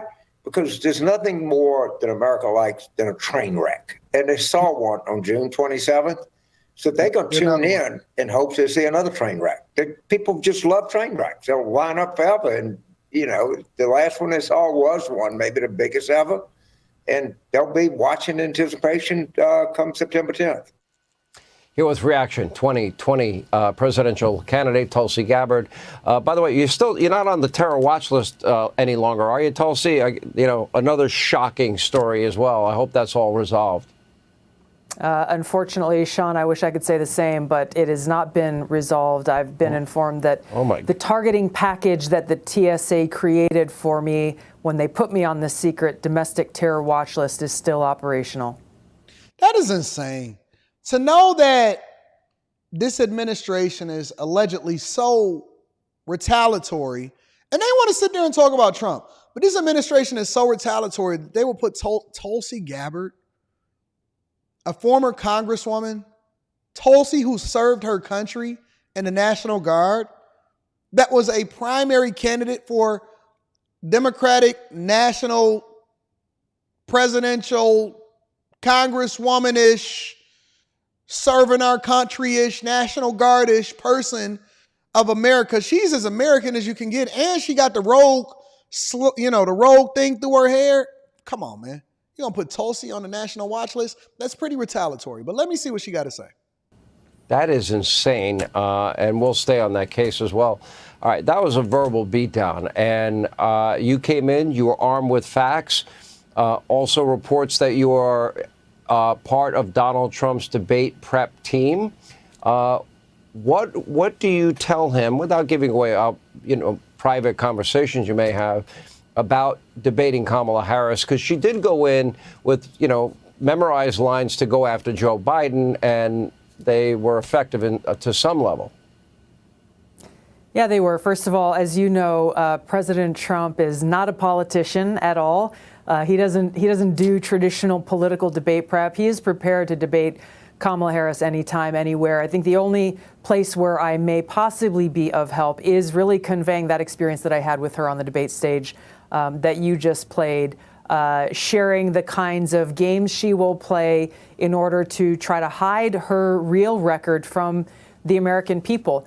It is clear that now that she is the candidate running for president on the Democratic ticket, she is saying one thing while her record and her actions over the last 3.5 years prove the exact opposite to be true. She is lying through her teeth every single day, which is incredibly insulting to the American people and voters, because she thinks that we are so stupid that we are going to just forget what she has done over the last 3.5 years and all of a sudden buy this new lie that she is selling us. And, there are too many examples to cite, but you brought up my being on this secret domestic terror watch list. She says over and over again she's going to be the champion and defender of freedom, and yet she and the Harris-Biden administration continue their mission of political retaliation to censor free speech, to go after people like me for criticizing them and their actions and policies. And of course, their foremost target continues to be Donald J. Trump, as we've seen with these new indictments that they've just rolled out. What she says, and this is what I'm encouraging people to pay attention to in this debate and in this campaign, don't listen to what she says, because whenever she opens her mouth, she is selling a lie. Focus on her record, and that's what President Trump will do, expose the truth about who Kamala Harris really is. Ooh. Ooh. So you telling me that Tulsi, listen, if Tulsi was on that debate stage, it would be wreckage. Now, if Trump does anything remotely, if he focuses 100% on her immigration policies that have failed, if he focuses 100% on whether or not she was over in Ghana pitching sassiness over into that federal government in order to partner with the United States of America, she's done. If he focuses 100% on her record as a district attorney, she's done. If he focuses 100% on her proposed fluff policies on housing and anything else that she said as far as the 4 pillars of what it is that she stood on, she's done. And so it's so funny to me how she wants credit for everything that happened during the Biden administration's governing over the United States of America as far as what they can use as a talking point to make people feel as though they actually did something for them. But when we talk about the fact that inflationary rates was up and people can't buy a home and California is failing and the immigration into this country is out of control, they want to dodge that. I wonder if this CNN interview that is going to happen tonight as a recording of this video, I wonder if this CNN interview is actually going to yield us any more clarification on how they manage this, or is it just going to be more flustered talking points that don't even mean anything? And I think that Tulsi is absolutely right. As long as Trump continues to go after her on the facts and she continues to make up stuff like the fact that she think that, oh my God, in Project 2025 that they use for every rally and every campaign stop because they don't know how to make up any genuine thought of their own, it's going to be over. It's going to be absolutely over. She's going to destroy him or he's going to destroy her. And this shows how corrupt the media in the country is, because, you know, you have a wealth of radical statements. If it was Donald Trump making them, they would have played them 1,000 times a day. Cultivator. I got you. And they have yet to play Kamala in her own words, which is why I put it up on my website, so it's available for everybody. They can share it on social media with their friends, family, coworkers. So Jason Miller said we had this issue of last-minute changes. Now, Kamala and her team had already agreed to ABC, agreed to the same debate rules that Joe Biden had with Donald Trump. And then all of a sudden, last minute, no, we want the mics on the whole time. Oh, no, we'd like to have the candidates sitting rather than standing. Can we bring in cheat sheets and notes into the debate? Jason Miller's quoted as saying that. I'm like, is that true? Did that happen? Is that evidence of fear on her part? Well, you know, the interesting thing here is not even Joe Biden asked to be seated during that debate. Not even Joe Biden asked to bring in notes and cheat sheets with him. You know, to me, it just is another proof point and evidence of how unfit Kamala Harris is to be our president and commander-in-chief, and how she is unable to deliver a message that has not been scripted for her by her pollsters and the people behind the curtains who are not only controlling and making decisions for her and what she says and what she now supposedly stands for, but these are the very same people who have been doing this with Joe Biden as the figurehead over these last 3.5 years, which is a dangerous thing for our democratic republic, because voters need to know that who they vote for is someone that they can hold accountable. How do you hold accountable nameless, faceless people behind the curtains who are the ones actually making these decisions and actually calling the shots? Yeah, that's fair. I think it's great that you're a part of it. And, you know, I've gotten to know you a lot over the last year. And I will tell you, you know, it's clear to me you want the best interest of the country. You know, to watch RFK Jr. and yourself get smeared and slandered and besmirched by people that were formerly friends is a little unbelievable. It shows, unfortunately, and this is one of the reasons I left the Democratic Party, that the people in charge of the Democrat Party of today, they only care about power. And this includes Kamala Harris, obviously at the forefront now of the Democratic Party. She and her people will choose power, their own power, over the people and over the best interests of our country every single day. And that's really the choice between voters. Donald Trump stands for peace, freedom, and prosperity. Kamala Harris stands for more tyranny, taking away our freedom, and more war, pushing us to the brink of nuclear war. I think that Tulsi is, man, she's one of the most intelligent and well-spoken people that I've seen that jumped on Fox News as a contributor. So shout out to Tulsi. She says that Kamala Harris is an absolute liar. She said when Kamala Harris opens up her mouth, a lie is coming out. That's how you know she's lying. She opened up her mouth. Shout out to Tulsi. Let me read some of these super chats, and then we're going to get into the thick of things in the show itself. All right? Let's talk about, let me read a few of them. Samuel says, Chatfer has done more live interviews than Kamala. No Lame CB says, you ain't welcome in Dallas no more, Anton. Oh, I'll be there next week. Let me see what else we got here. Sure Lie JP says, facts, they have the FC Dallas franchise moving to Mansfield, Texas, suburb of Arlington. They got y'all name, but they're not giving no resources back to y'all city. Cultivator says, what up, though, AD? Venezuelan gangs taking over Aurora, Colorado. U.S. politics are becoming increasingly dangerous. My next investment is international property. Hold off on that. Hold off on that. We got to know who's going to become president first. We got to know who's going to become president. We're going to pivot. We're going to be talking about real estate. The next one is Stock Club. Then we got a real estate club one. So the next Stock Club, I don't know. I'll tell y'all about it inside of the Patreon. I'll let y'all know. All right, y'all. What we got going on next? Oh, jobs. So we want to talk about jobs and we want to talk about insurance. Why do we want to talk about insurance? Because it's basically pushing people out of their homes, pushing people out of the places that they live at. And then also on top of that, we want to talk about these mythical jobs that they made up, and then it had to be revised down by almost 1 million jobs. Make sure y'all hit a like for the algorithm, subscribe to the channel, and turn on your notifications. Let's get into it, y'all. Let's unpack how big government spending impacts affordability in America. So the Labor Department data has now shown massive price increases since the year 2000 in several sectors with a high level of government involvement. Yes, that's right. Since 2000, hospital services, guess how much they're up? 252.5%.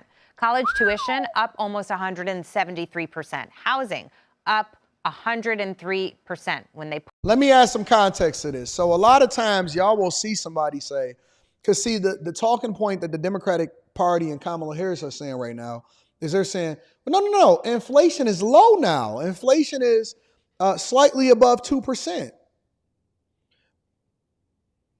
But it's combined been above 20-something percent, 23%, 24% since you guys have taken office. Right. Remember in 2021, inflation was above 9 and 10%. And in 2022, it was the same. Then in 2023, it was the same. And then now they're starting to get it down. But it's only been down like that over the last few months. And they're using 1 quarter of data prior to the election to try to use that as a talking point, when in reality, inflation has been up across the board. Hospital services, the cost of going to the hospital has increased by 252.5%.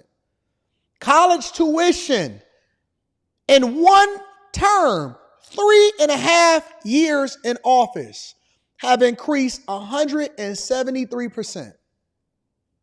Housing in 3.5 years, because we ain't even gonna say just interest rates, because interest rates is still high, but housing itself, the cost of it has increased by 103%.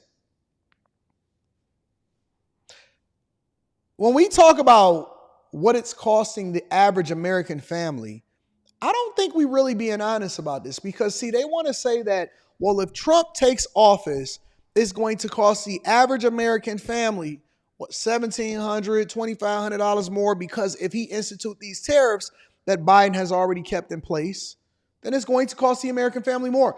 I will tell you that your cost of living has exploded, but your wages haven't even kept up with it.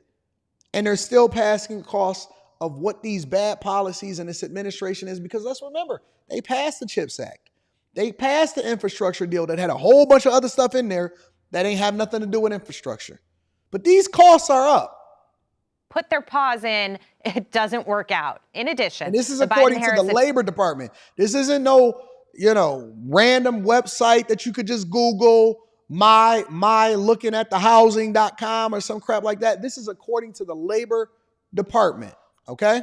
Administration has added over $1 trillion and 312 million hours of paperwork in regulatory activity so far. This is according to the American Action Forum.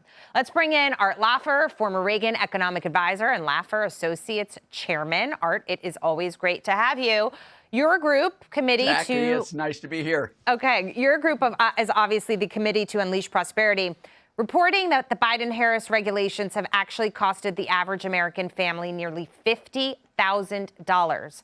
So we're watching the DNC this week. We're not hearing specifics about the policy, but people are wondering if we have to suffer for some reason through 8 more years of this, what would that do to the middle class? Because I think it would just crush it. Well, I think you're correct. It will crush it. I mean, it's clear that the Biden-Harris administration has been very, very focused on increasing regulations, restrictions, requirements, of mandates, all of that stuff. And all of that adds a great deal to the expenses of a middle-class family or a... Wait.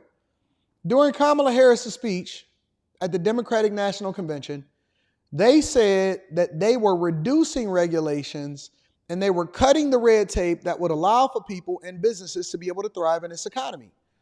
So you're telling me that real evidence suggests that it's been the complete opposite and it's been a nightmare, which is also one of the contributing factors to whether or not people can be successful in the United States of America. Really? Okay.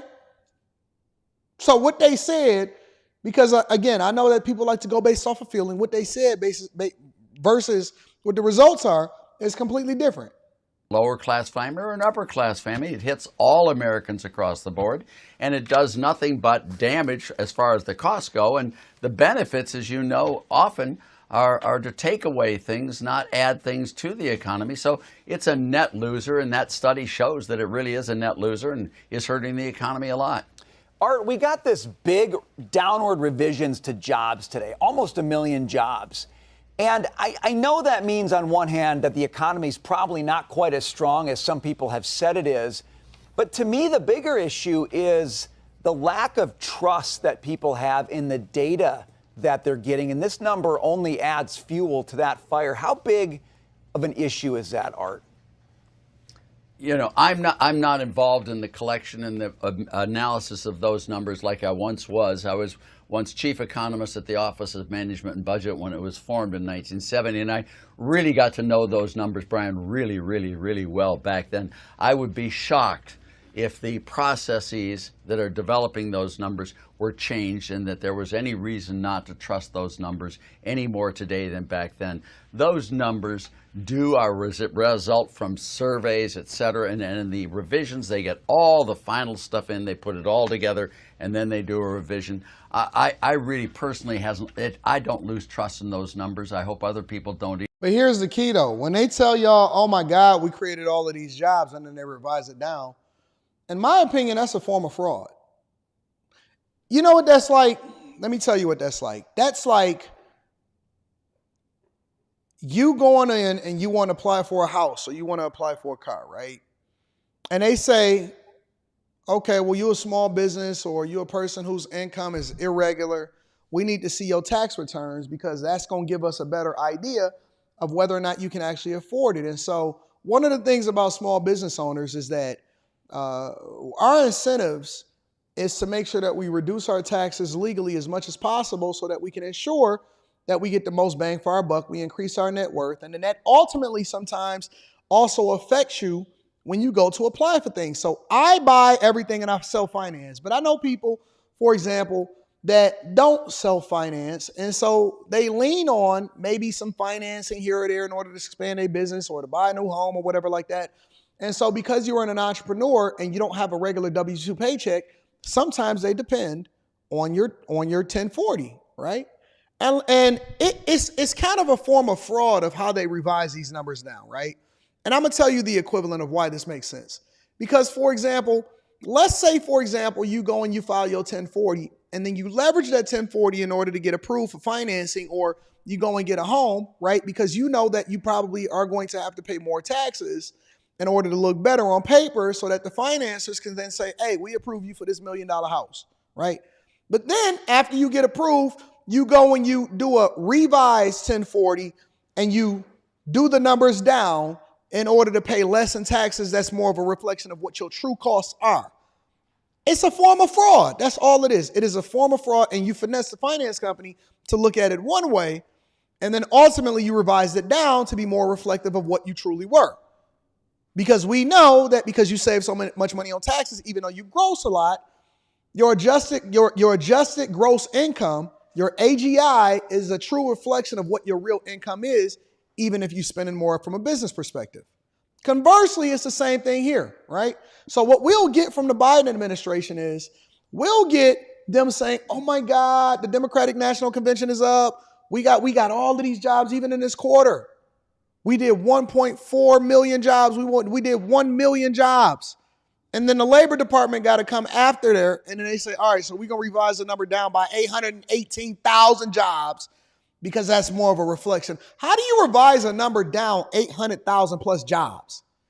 Because by the time that the American people hear the number, they don't see this part. They only seen the initial report that came out, and y'all leveraged it, and y'all championed it, and y'all said, oh my God, we created all these jobs. No, that's a form of fraud to me.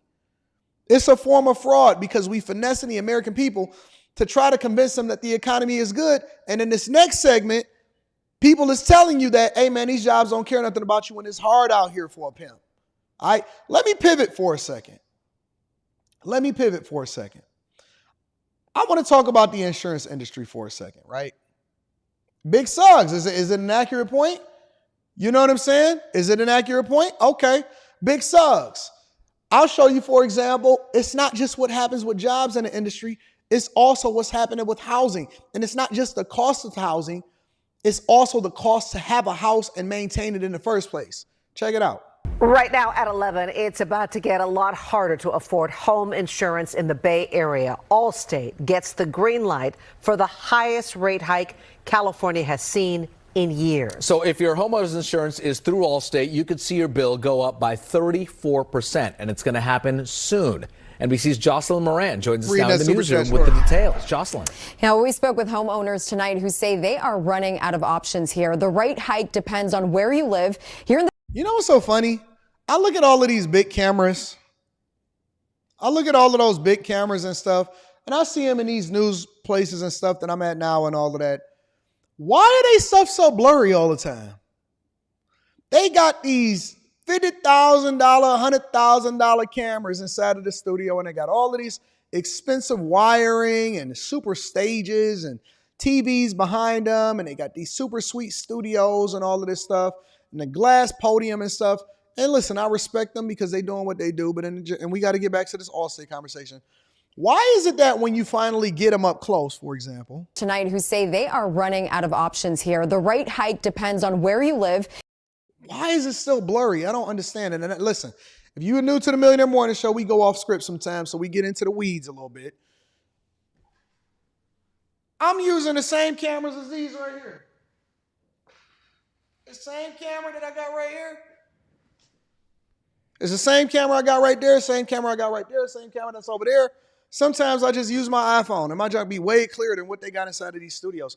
I don't understand why these cameras be so blurry and they got these multi-$1,000 equipment and cameras and stuff. But anyways, let's get to it.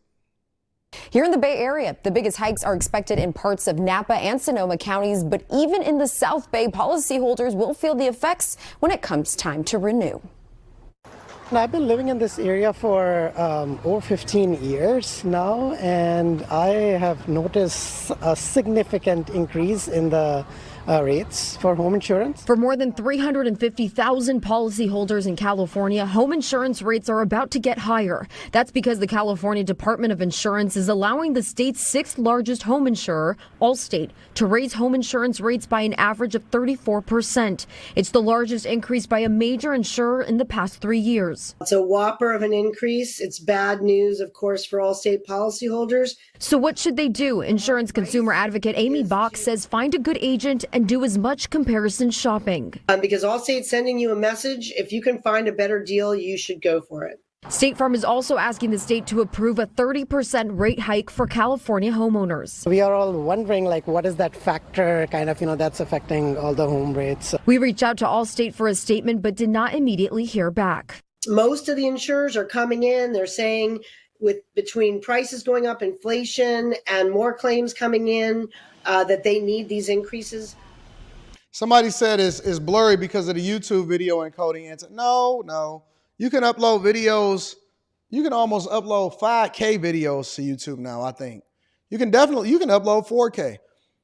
720 is still clear as hell. 1080p is still clear as hell. I live stream in 1080.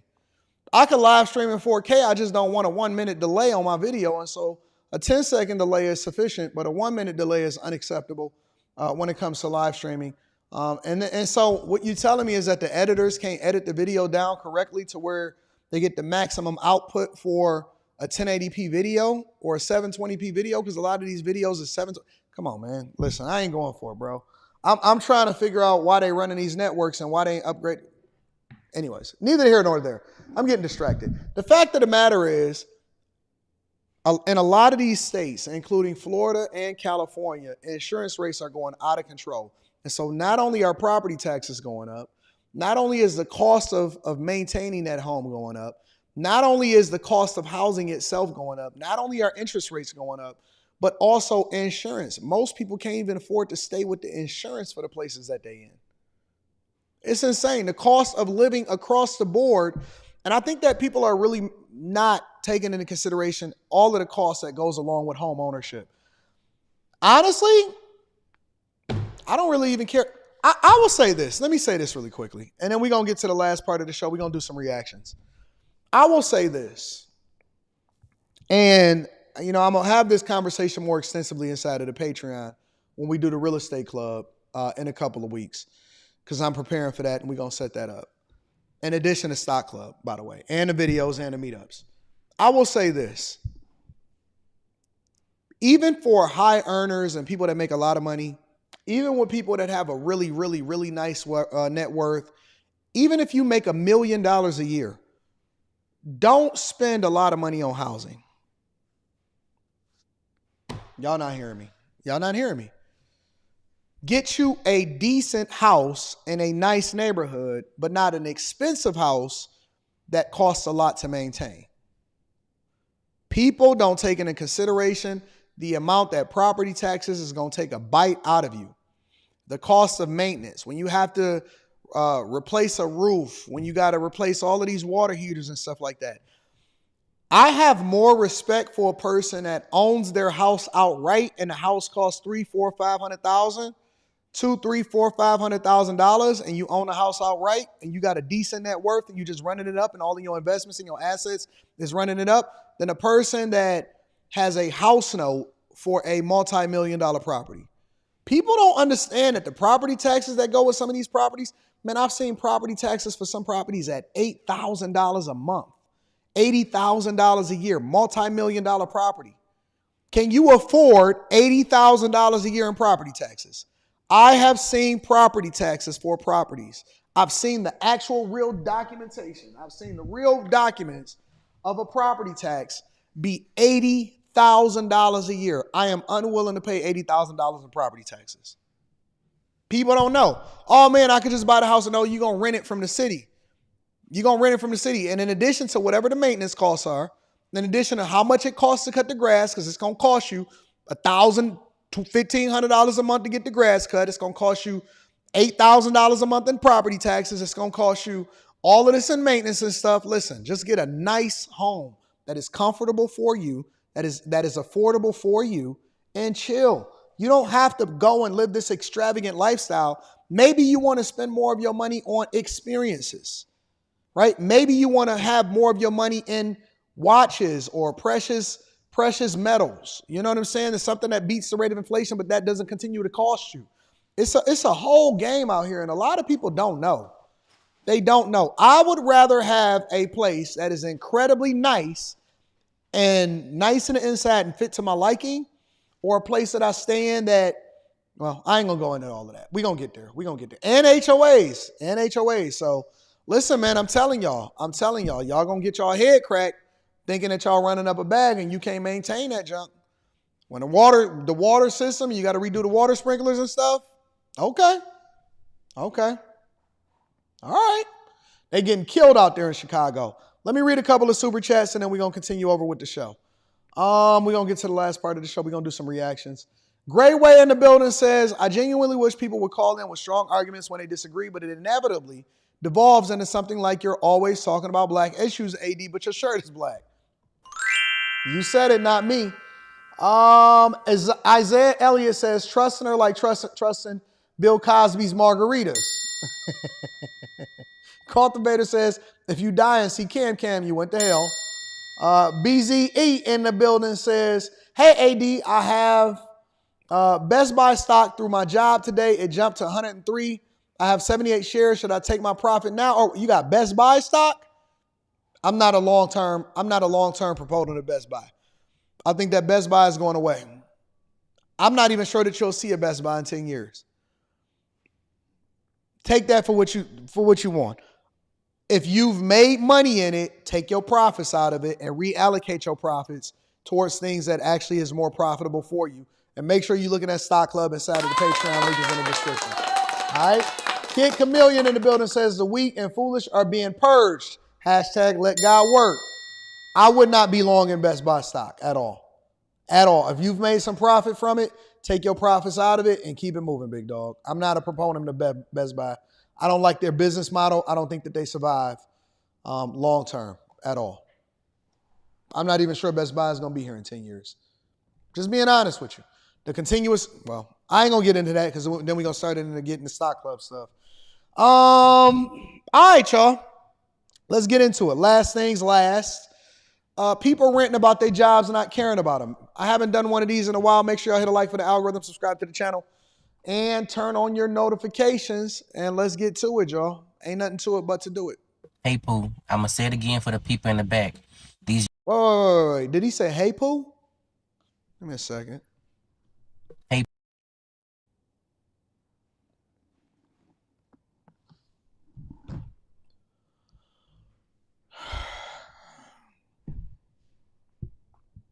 We focusing on whether or not these jobs really love you or not, all right? So we're going to focus on that. Let's stay focused, y'all. Hey, Pooh. I'm going to say it again for the people in the back. These jobs don't care about you. Take your time off. Do what you need to do to better yourself. Because at the end of the day, if they need to replace you or fire you, they going to do that. And they're not going to give you no 2 weeks notice. Okay? My coworker passed away. This will actually never care about you in the slightest, because one time my coworker passed away and he was an awesome nurse and he gave 20 years of his career to that one unit. I could not imagine working at a job for more than... Before we get into his story, let me say this also. I think that more men need to become nurses. It's a bag in that. I did a video on the Patreon about travel nurses and men being travel nurses and all of that. I think that more or less fits the lifestyle of men than to do women. More men need to get into nursing and don't drive an Altima with no bumper on it. But let's continue. Like 1 year. Like, that's so impressive.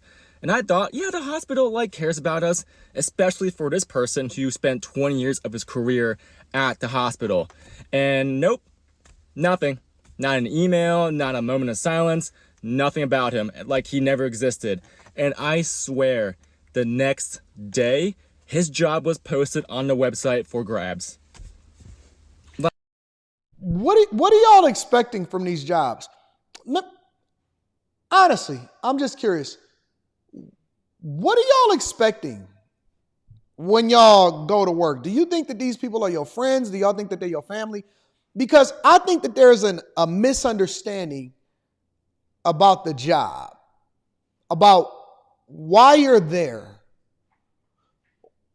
I'm trying to understand why people are looking for the job to treat them like they their family. You're there to make money. Now, you being nice and having a cordial relationship with the people on your job because it makes it better for the environment and it makes it a better work environment is completely separate than how the person that loves you and lay next to you every day is supposed to treat you. Why are people looking for the job to care about them? Listen, if I pass away tomorrow and I just so happen, God forbid, and I just so happen to still be working in corporate America, just pay out my life insurance. I don't care. I'm gone. Just make sure that they give my life insurance to my family. I'm cool. As long as my life insurance is paid out the right way, I don't care.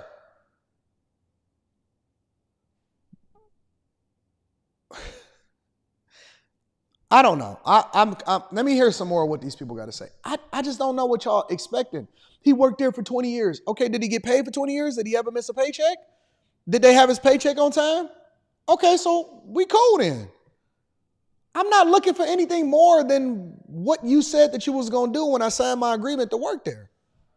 I don't know, bro. The emotional aspect of it is weird to me. Like he never existed, you know? And I just thought that was like so depressing. And as nurses, we just do like so much for the hospital and for our patients. But the second we need any help or assistance or we pass away, it's like we don't matter in the slightest. We don't exist. So just take care. Was they not supposed to put his job up? His job posting? Because they still need nurses to make sure that they had a business right? I don't know. Yourself, man. Do your job well as a nurse. Be an awesome coworker. Be respectful. But if you ever need help, man, just take that day off, okay? You deserve it. I don't know who need to hear this, but them jobs don't give two fucks about you. Take the vacations, take the PTOs. Bro, you can die today. They'll replace you in 5 minutes, bro. That shit ain't worth it, bro. Like, I'll give you a little story time. So last year, around the summertime, my ex, we work at Amazon. So not talking to somebody on the job, but okay. Apparently, a man had passed away on a machine. So you would think, right? And they was actually working. You would think that they would like give a little like, okay, this is kind of a hard time. Like they had to actually go get the man off the machine because he was still, you know what I'm saying, he's deceased.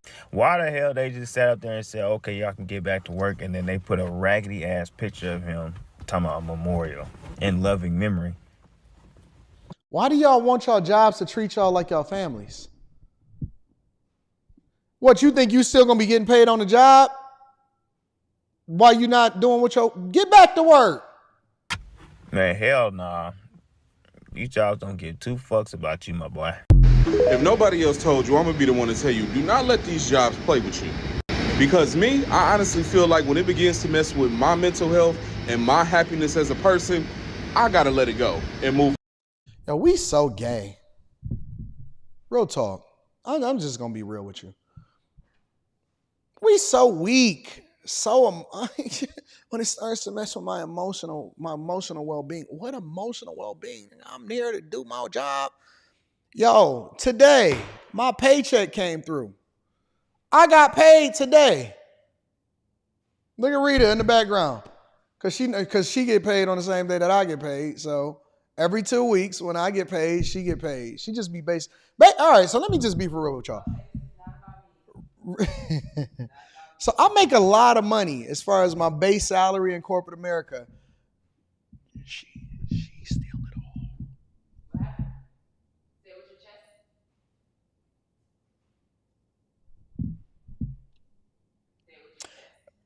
Between my daughter and my wife, I see zero out of my regular base salary and my regular job. I don't see that money at all. Because, you know, you get the 401k taken out, or I get the raw 401k taken out, and then you get all of your benefits and all of that stuff taken out, life insurance, all of that. I got the best of everything. Got the best insurance and all of that, right? And then when I get paid, she get paid. I don't even care about that money. I don't even see it. I don't know it. All I know is every Thursday, every 2 weeks, My daughter be like, oh my God, thank you, Dad. And you got a raise. You don't even know, do you? No. I gave you a raise this week. Oh, for real? Check it. Look at it. Look at it.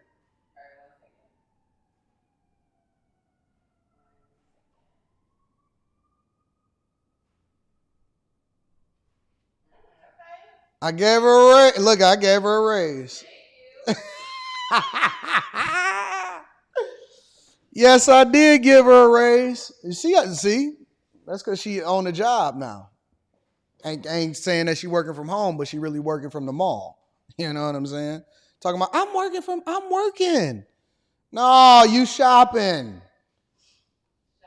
Gave her a raise too. But listen, I don't care about mental health. I care about my paycheck. You can have all of the mental health in the world, but if my paycheck ain't there, then we going to have a problem. It's going to be some furniture moving in this mug. All right? Going to the next best thing. See, what y'all got to understand is these jobs do not care about you and your well-being, okay? Because at the end of the day, you're working for somebody else's dream. If that's not your dream, hey, pack it up and leave and move on to the next best thing when you feel like it's messing with your mental health or you feel like it's messing with your happiness as a person in life. Because in life, it's about our happiness. And this job, it ain't here for your happiness, baby. See, you got to make it better for you. Do not get trapped in these jobs. I'm telling y'all, do not let them trap y'all. Move on. It's okay to move on. Because best believe, if you die tomorrow, guess what these people gonna do? Replace you. This is your daily reminder that these damn jobs do not give a shit about you, okay? And I'm gonna explain. I just found out at 2 that I'm gonna have to move on the 29th or somewhere around that date, which is before my current lease is up, okay? I just found this shit out. I'm not able to schedule it in Variant. And then in addition to that, my supervisor told me to call her supervisor. So that's what I did. Immediately, she calls me. And I'm like, look, like I said, if you need me to file FMLA, I will do that. And she's like, well, how much FMLA do you get? Like, first of all, I need you to understand that you the motherfucker who even introduced me to this shit. Okay, and in addition to that, I cannot fucking help that my rental company does not want to extend my days. I cannot help that I need to move on the fucking 29th. These jobs do not care about you. Because as soon as you start inconveniencing them too much, I don't really understand how y'all personal life have anything to do with what you're supposed to be doing on the job.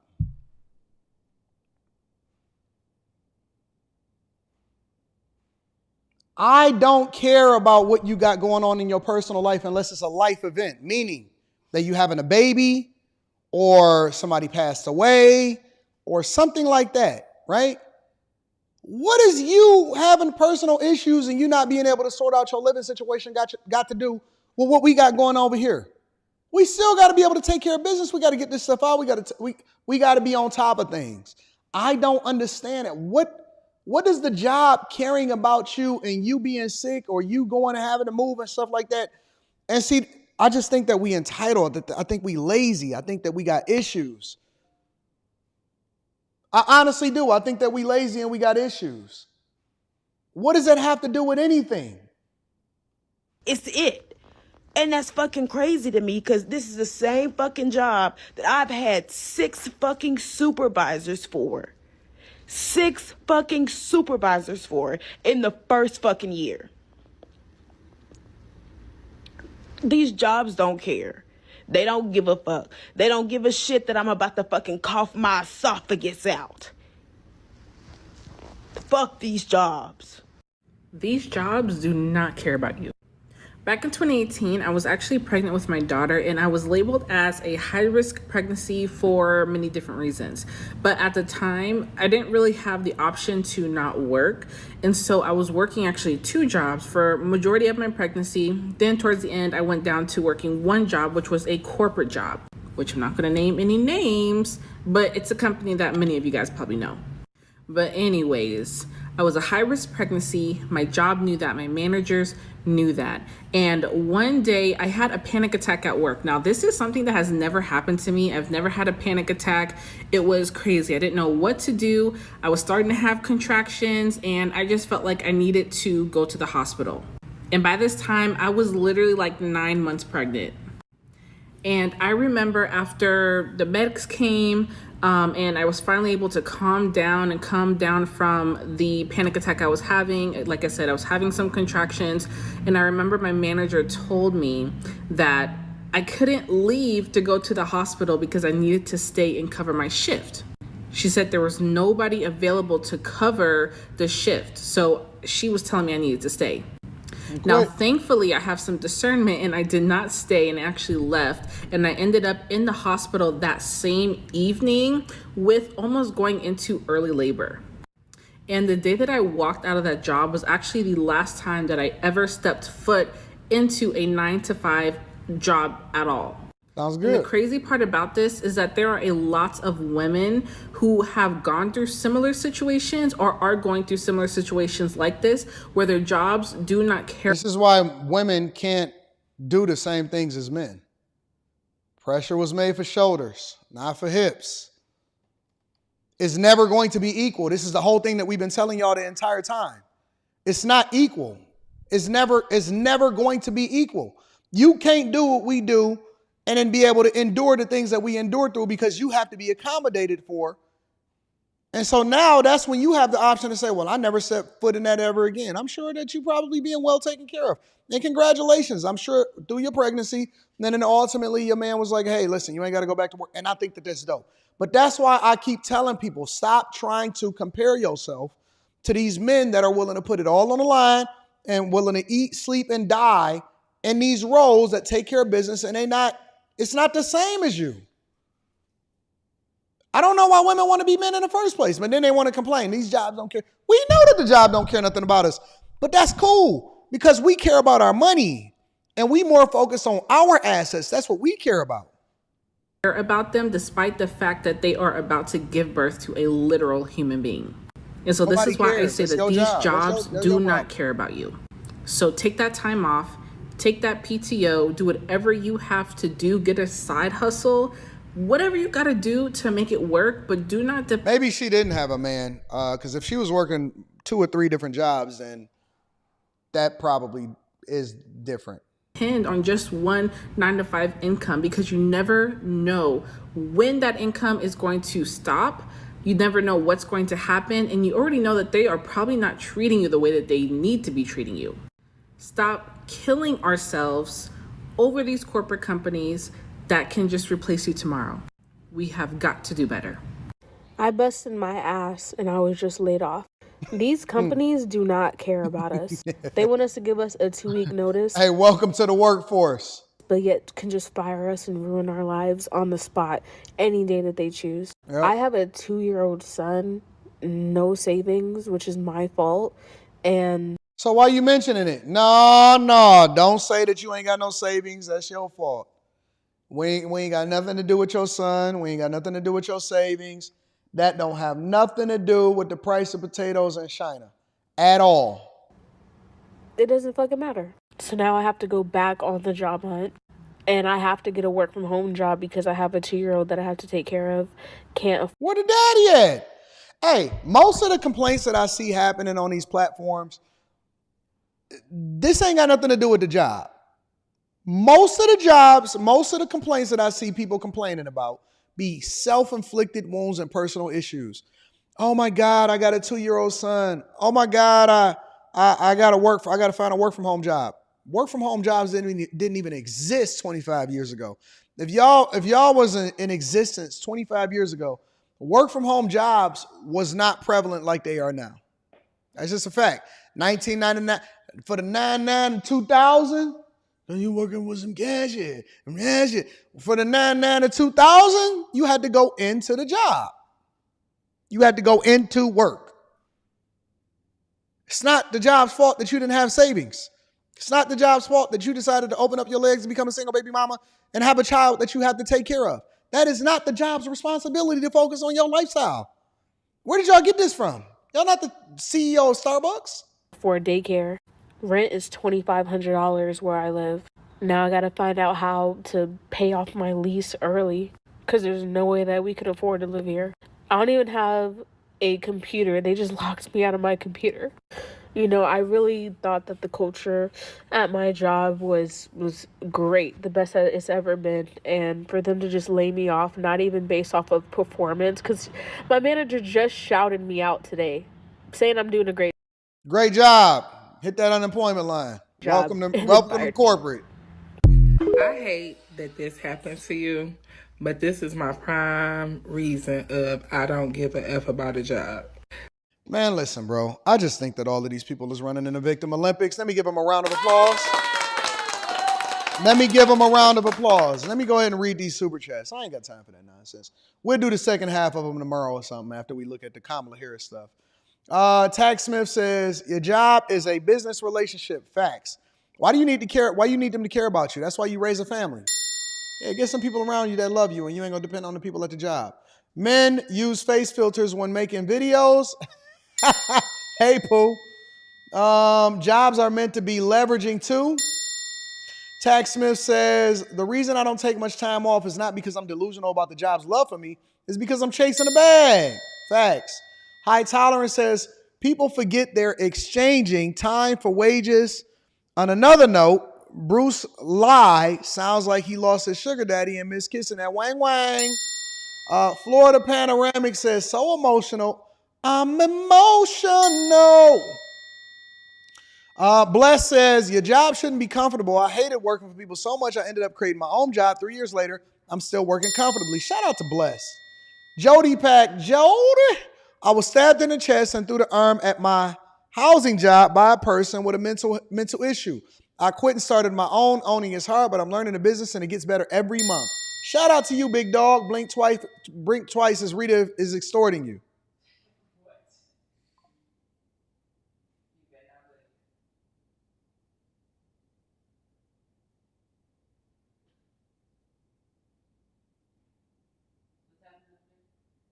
What are you talking about?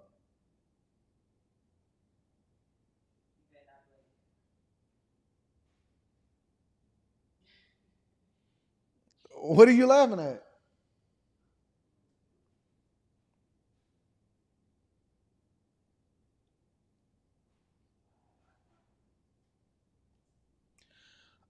Shout out to my dog Tax Smith in the building. I appreciate you. We're going to have to get her up out of there, dog. We're going to have to get her up out of there. I'm going to get you your own office. This studio is for Anton Daniels only.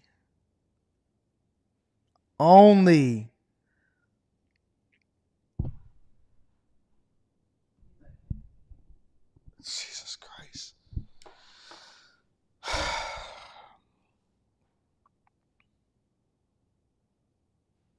Let me continue on with the show.